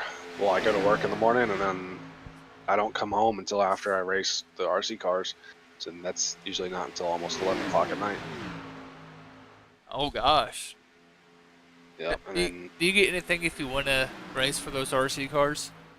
no, not really. We get like a little store credit for the hobby shop, which is, Yeah. I mean, we do it just for fun. Yeah, it's more like a hobby then. Yeah, there's a couple guys that come out there that's sponsored by big companies, big RC companies, like the owner's son. He drives for Team Low C Racing, which is a big RC manufacturer, and he gets paid to go travel and all this other stuff to all these big national events. But he's always there. He doesn't race. He really does the announcer and the scoring. And he helps out the newer guys, help get a good setup for their car and stuff like that. So That's pretty cool. I've never done an RC race or anything, but yeah, it sounds fun. yeah, it's a good time. It's a good hobby. It's expensive to start it, but it's a lot of fun once you get started. It's kind of like iRacing. iRacing is really expensive once you get started, but Yeah. once you get enough content, once you get a good setup for a rig, it's kind of just maintaining the subscription at that point. Yeah, and just buy whatever tracks you want. Or do you think you already? Yeah, so I have probably, I'd say like 95% of the NASCAR tracks. There's only a couple of them that I don't have. Yeah, it's what I probably got. We got pit road. Green flag pit stops coming up. 62, 25, and the 10. They're on pit road getting service done. Yeah, so we're in that pit window. There's about 18 laps to go. You can make it about 20-ish laps on a tank. So these top 4 right here, they're pushing it, I think. Yeah, definitely. And it sounds like they're coming to pit now. Yep, here they come.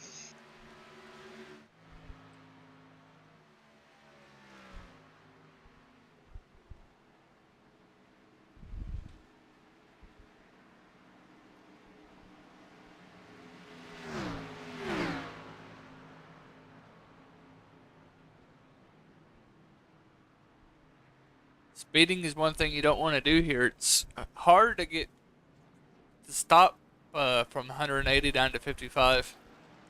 Yeah, it is. It's very hard. It is hard on a controller, too. Oh, I imagine because your breaking point is so much different. It's so like when I'm talking like I was concentrating more tonight than I have all season. Just trying to be smooth on a controller is a different task. I give it to those guys that are fast with the controller because I know there's a handful out there. I don't know how they do it. It's insane. Yeah, I wouldn't be able to do it. That's for sure.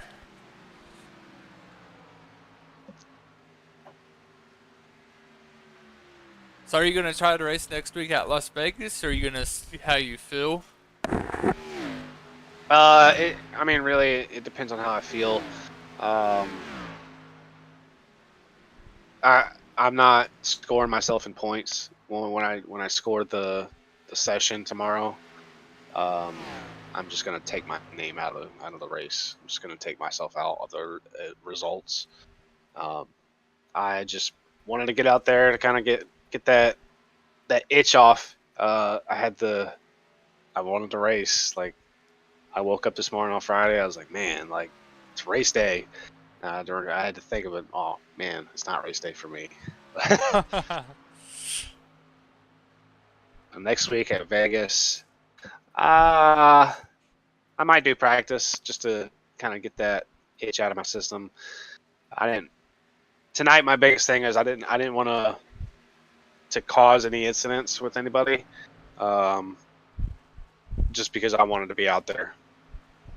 I would have hated to be racing and because I was on a controller or bad internet from being on the hotel Wi-Fi, taking out somebody that's fighting with the playoffs or just fighting for points in general. Yeah, hotel Wi-Fi definitely sucks. Yeah, surprisingly, it wasn't. It's not that bad. I wasn't blinking at all. I don't think. Um, at least I couldn't tell if I was blinking or not. Keith and all them, they're telling me I was good. My ping was good.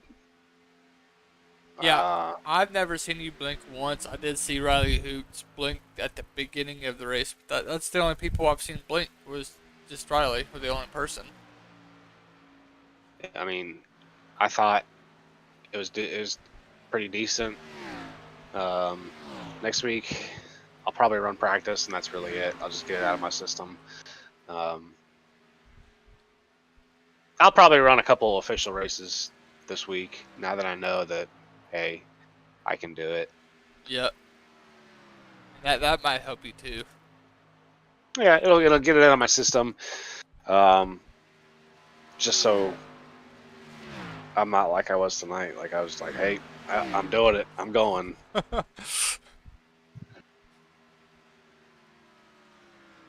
So there's 14 left to go. 14 left to go. Keith's all by himself out here. He ain't got nobody to help him. He came in with those four. Interested to see what happened with that. Zach, and you got George Canales in a pack. You got Riley Hoots and David Medina in a pack behind him. Yeah, they're going to need to close in on the 24 though. He's got a pretty good size lead over these guys. I think if Kevin Bullock and John Trainer can catch up to Medina to get that 4-car pack, they'll catch up on those 2 cars up front.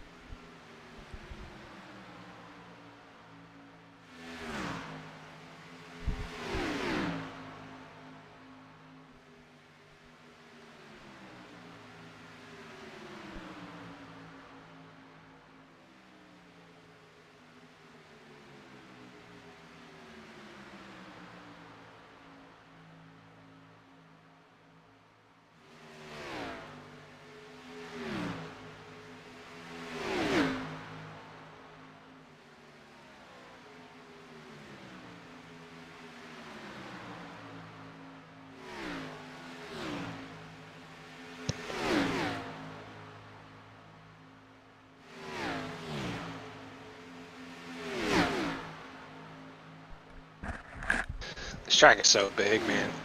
Yeah. I went to the summer race, a few years back. That was about 5 years now, 4 or 5 years now.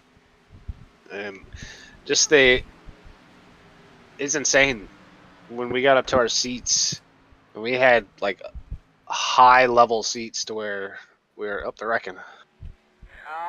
Caution, caution. That's gonna change the complexion of Depends on this what you got. race.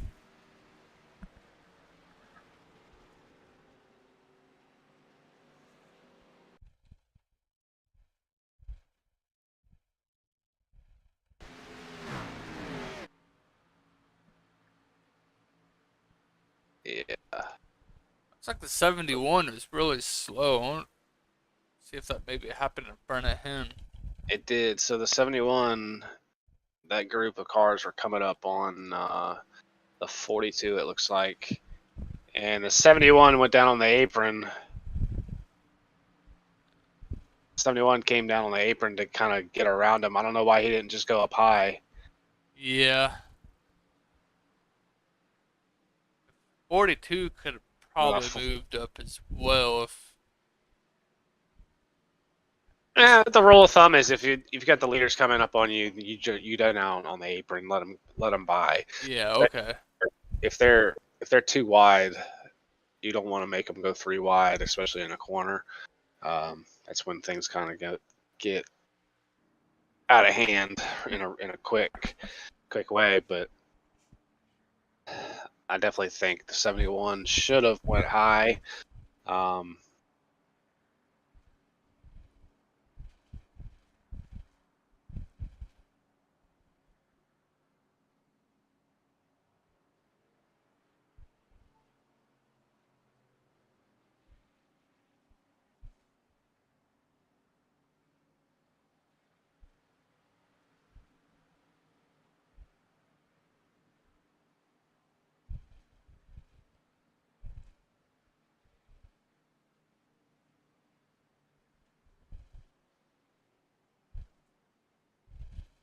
So you got Tyler Thurman, our leader, is going to come down pit road.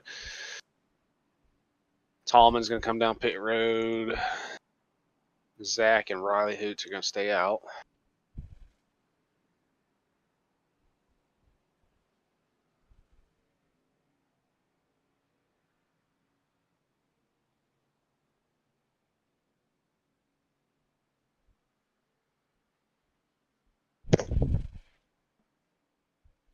Yeah, that's gonna hand over the lead to Parker. It looks like.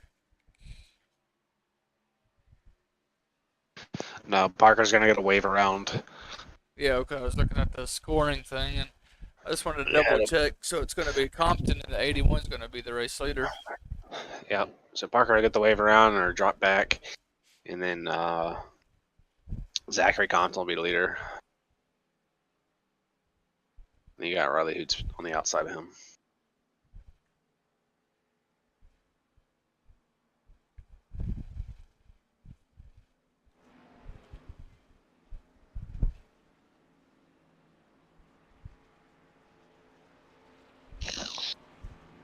So how many spots do you have left for your charity race? Let me check real quick. We still have a few, or a bunch actually. What's going on? So right now we have 17 registered. So we want to get 25, 30 cars. That'd be nice. If we get 20, that's fine too. Just the more the merrier. Yep. That's January 22nd. Practice opens up at 6. Race starts at 7 for anybody who is interested. Yeah, and that is Eastern time.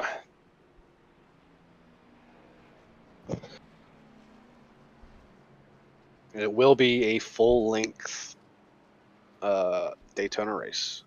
That's a big thing. Yeah, 200 laps, that's a lot. It is a lot. 500 miles. Yep, it's a full length 200 lap. I've only done 3 of those full length races here, and it's exhausting. It's a big push, but that's the same day, same night this 24-hour Daytona race is also, Oh. which is why a lot of the guys from the league aren't racing in this charity race, because a lot of them are participating in the 24. Yeah, that's a big race that happens yearly on iRacing as well, along with the Chili Bowl. Yep. Yeah, we didn't think about the 24. We were thinking about scheduling. We scheduled it on the 22nd to kind of to bring attention awareness to the 22 veterans that commit suicide every day. Mental health is a big issue in our community, and we're just trying to raise awareness to that. It's a great, great cause. I mean, there's a lot of people who don't talk about their issues of what they've seen or what they experienced. So a lot of it, I have a lot of, so I'm still active duty, so I don't have firsthand experience with this, but I do have a lot of friends that have gotten out. Obviously, my whole race team is, I think Brian's the only one that's active duty with me. He's a Marine. But these guys get out, and we're so used to being very structured in the military. You get told how your hair has to be. You get told what to wear every day. Like, it's a very set in stone thing. Like, there's no questions, no gray areas. And people, they get out, and they don't have that level of structure. And it's a very hard thing to adapt to getting out of the service. Along with the structure, like you have certain ways you can talk to people that are in charge of you. Like, you have your pay grades and your ranks. You can't, I'm an E5, I can't just go up to an E7 or E8 and start talking smack to him if I don't agree with what he just said to me. Like, there's proper channels you have to go through to make a complaint, make your voice heard. And I'm sure when you get out in the civilian world, some 18, 19-year-old kid's not going to have a problem telling a 30-year-old dude how he feels about something. So that's probably another big culture shock and adjustment that these guys have to make. The biggest thing that a lot of my friends have said is the level of like camaraderie, right? So in the military, your friends are everything to you. You make the closest relationships while you're in the service, and you become family. I have a lot of friends that, when we were stationed together away from our families, we would spend holidays together, spend birthdays together, do things that families would normally do. One of my friends, his mom would buy me Christmas presents for Christmas morning, and we'd go to his parents' house for Christmas.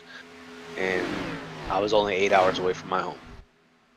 But that's just the level of camaraderie you get in the military, and it's unmatched anywhere else. And that's a big thing. Once people get out, they don't have that. It's got to be a hard adjustment.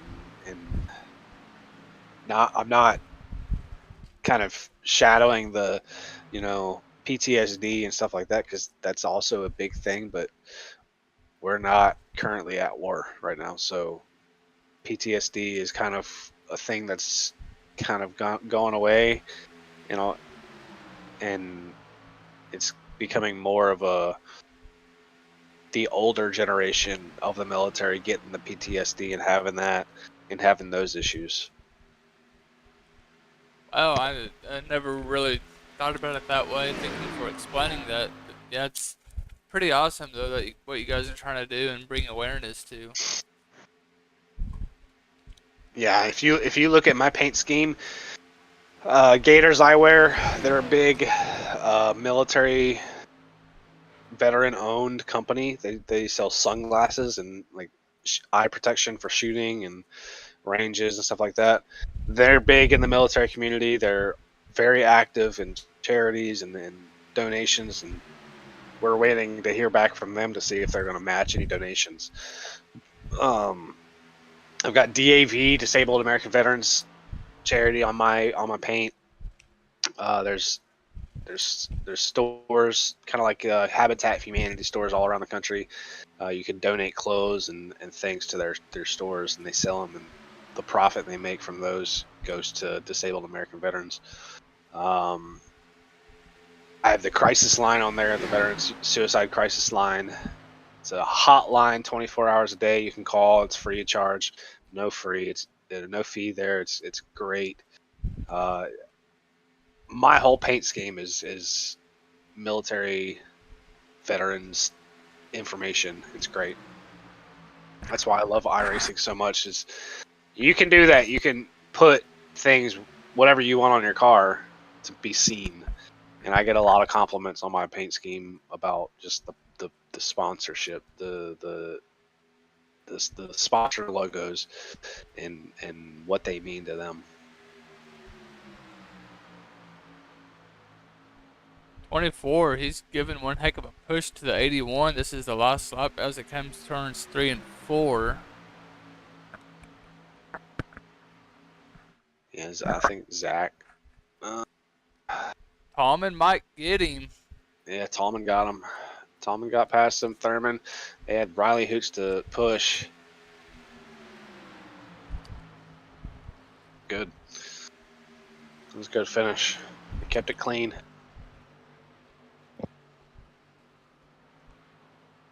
Yeah, that was a great finish. But back to your story, though. I mean, that's one good thing about iRacing. Like you said, you can put anything you want on these cars and get recognition, and it does bring awareness.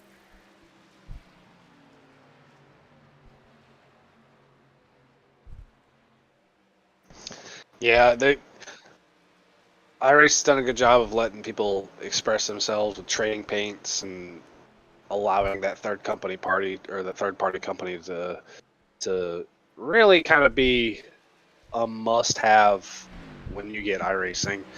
I don't think there's many guys out there that don't use trading paints.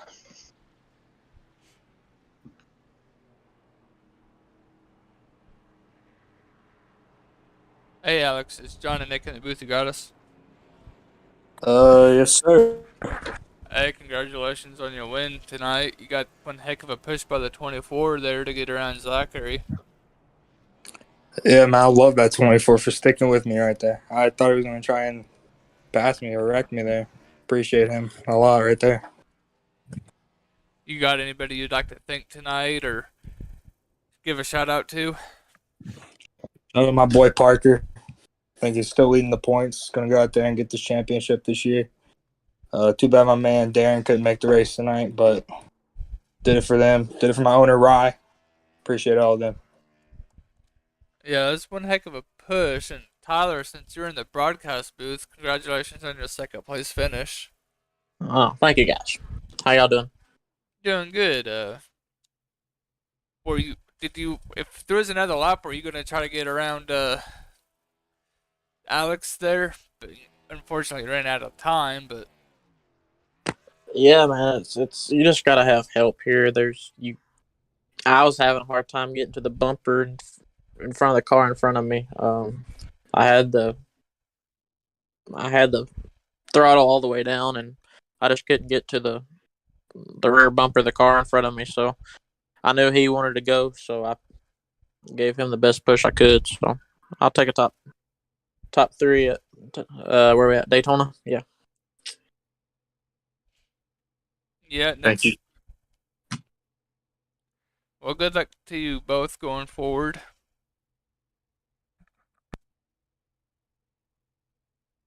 Thanks, guys.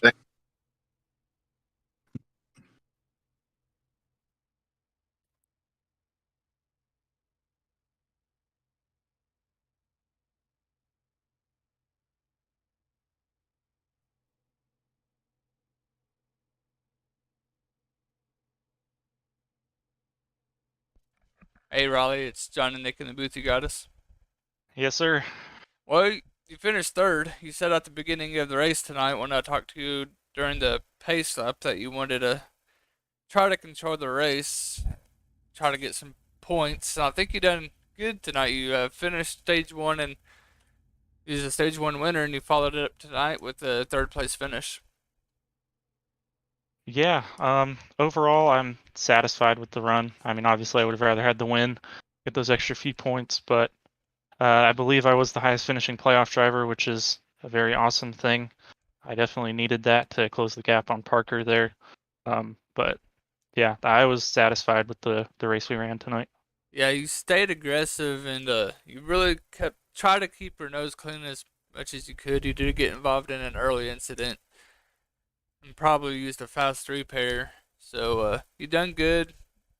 Backed up what you said that you just wanted to do, and good luck next week at Las Vegas. Thank you, sir. Looking forward to it.